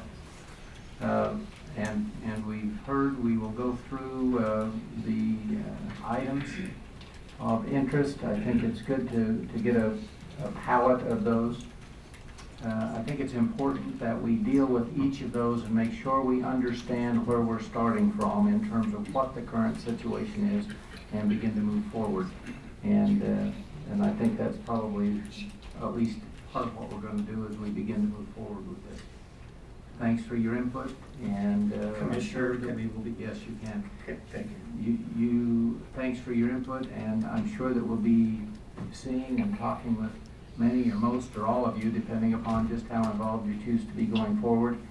But it's important that we have an orderly process, one which will require some patience on all of our parts in order to work through these issues. They're complicated issues, and I recognize some are saying, no, they're not, they're very simple.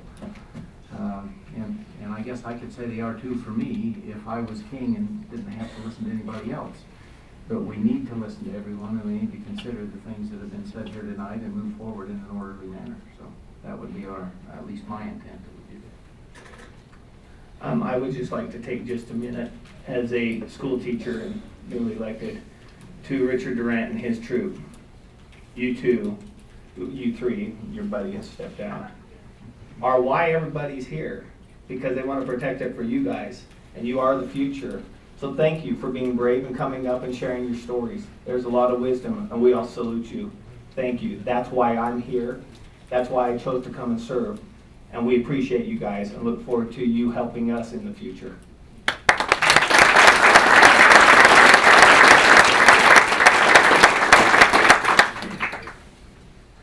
Thank you. And one thing I hope that you're feeling from us as a commission, this is one issue that all three of us want to pull in the same direction and be on the same page.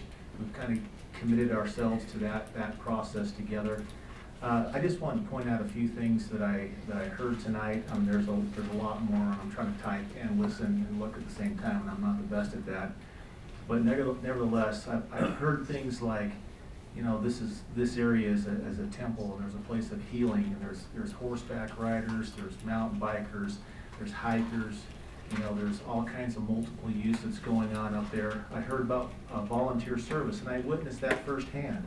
I had a jeeping group that took me up there and said, we want to just show you something that most people don't know. And it was on the backside Mineral Basin. And when we got up in that area, there was multiple groups up there doing voluntary work. And I was very impressed by that. So I think that came out. Multiple times I heard respect for private property rights or property rights in general. Transparency was something that was I look at the buffalo herd. I don't even know what that is, but I'll have to go back and look. But anyway, there was some buffalo herd comment. And then talking about time and data and decision-making process. You know, the canyon is a wild place, and that water is a concern. Again, this genius loci, I'll have to look into that because I'm not sure what that is altogether. And then motorcycle groups, affordable recreation for young families. Let's see.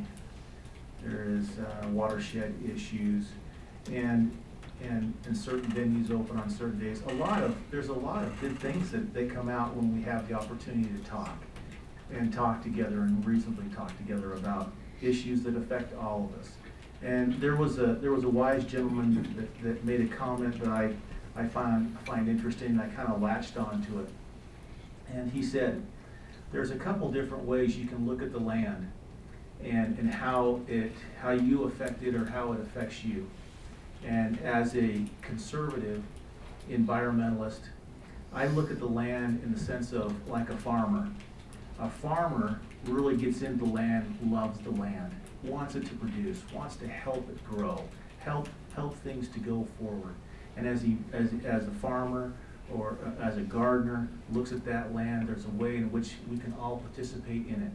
And we can ride bikes or motorcycles, horseback, be up there and love it, multiple use bases. There's another type out there that is more of the museum type, where it's lock it away and look behind the glass and see it. I don't think that's necessarily what we want to do.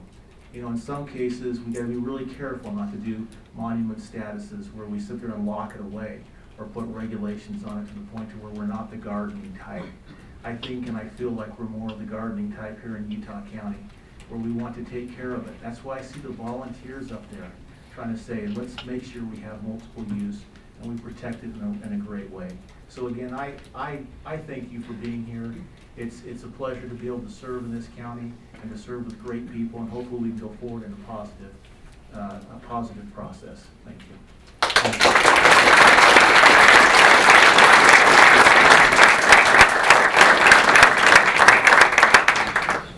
Let me just add a couple of thoughts that jogged in my memory. As we've been involved in this process over the last while, there have been a couple of things that I have said directly, and I think others probably said it in other ways as well, and that is that there's a couple of concerns as we deal with and look at the American Fork Canyon. There are a couple of interesting things that we need to do. One is we need, whatever we do, we need to make sure we preserve existing uses. That's nothing that is taken lightly on us. So we recognize, as you do, you're saying we've got to keep what we're doing there. We enjoy it for that reason. The other thing is, however, that transportation is already some issue there, and we need to take a look and see. That's not saying we're going to build a freeway, because we can't do that. All we're saying is we need to collectively see if there's something we can do to try and make it so that the access in American Fork Canyon can be improved in the future, because it is going to become busier and busier as we double in population over the next 25 years. And so we're going to need the best and brightest of which you are, and we need to work together on it. And thank you very much for.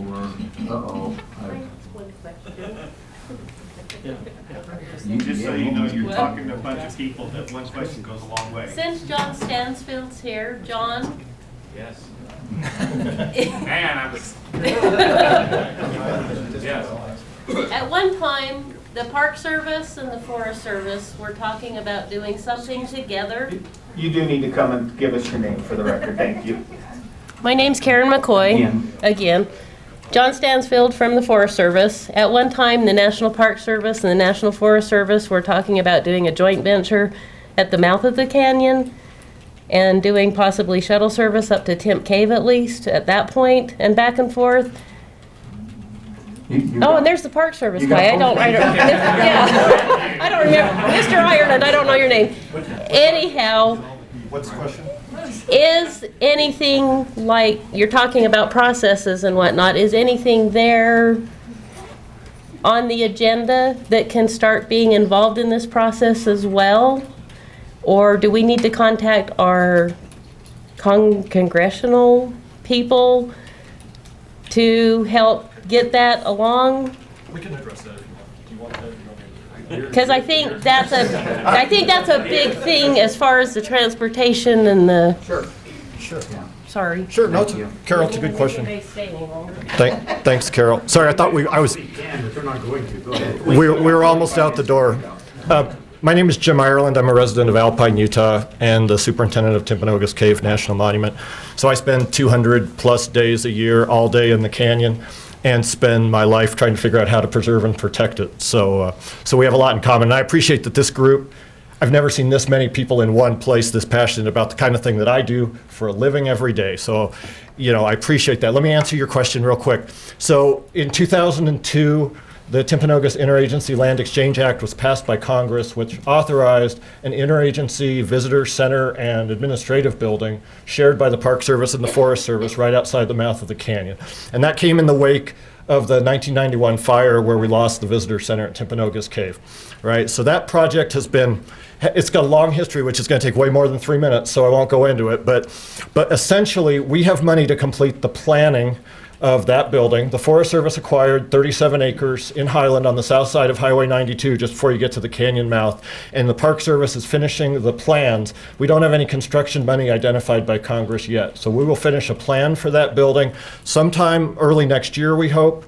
And the compliance is done, the land is purchased, we'll have a plan for the building. The original idea was that would have a parking lot for a shuttle system to go to the cave.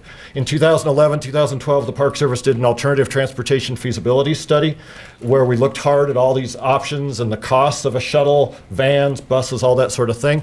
At that time, we decided it was, unless UTA or someone like that was interested in the service, the federal government couldn't afford to pay for that service, and the cost to an individual user would be in the neighborhood of around $10 a ride, and we didn't think people would pay for that. The other complication of shuttles for us is, unlike a Zion or a Bryce Canyon, you've got a loop road where the cars come both directions. In those other parks where shuttles work well, they go up to the end of a canyon and they come back out. So we decided to forego the shuttle system for now. We're still planning on this interagency building that Congress authorized us to build and gave us money to design. And this year, what we do have money to build is a replacement for the visitor center building at Timpanogos Cave. So we expect to demolish the existing building sometime in September of next year. We expect to realign Highway 92 slightly and pull all the parking to one side of the road. And we expect to build replace smaller than the current building, but a new visitor contact station for Timpanogos Cave. So if you're going up the canyon and you see surveyors and flaggers and marks on the road, that's because we're working on that project. And at another time, I'd be happy to give you more about that. I don't want to tie up this meeting. But so the building in Highland, the shuttle, we designed it so that if a shuttle is feasible later, there's land there to support parking for a shuttle, but it's not on the table at the moment. Okay? Thank you.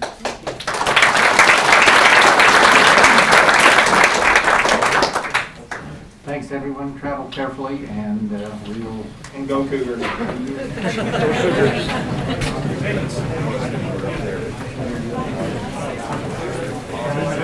Well, that was very good. Hey, great comments. Thank you. Did you sign up for our committees and so forth? I just barely saw them. So it's online. I want to just get the best practices and put things down. Thank you very much.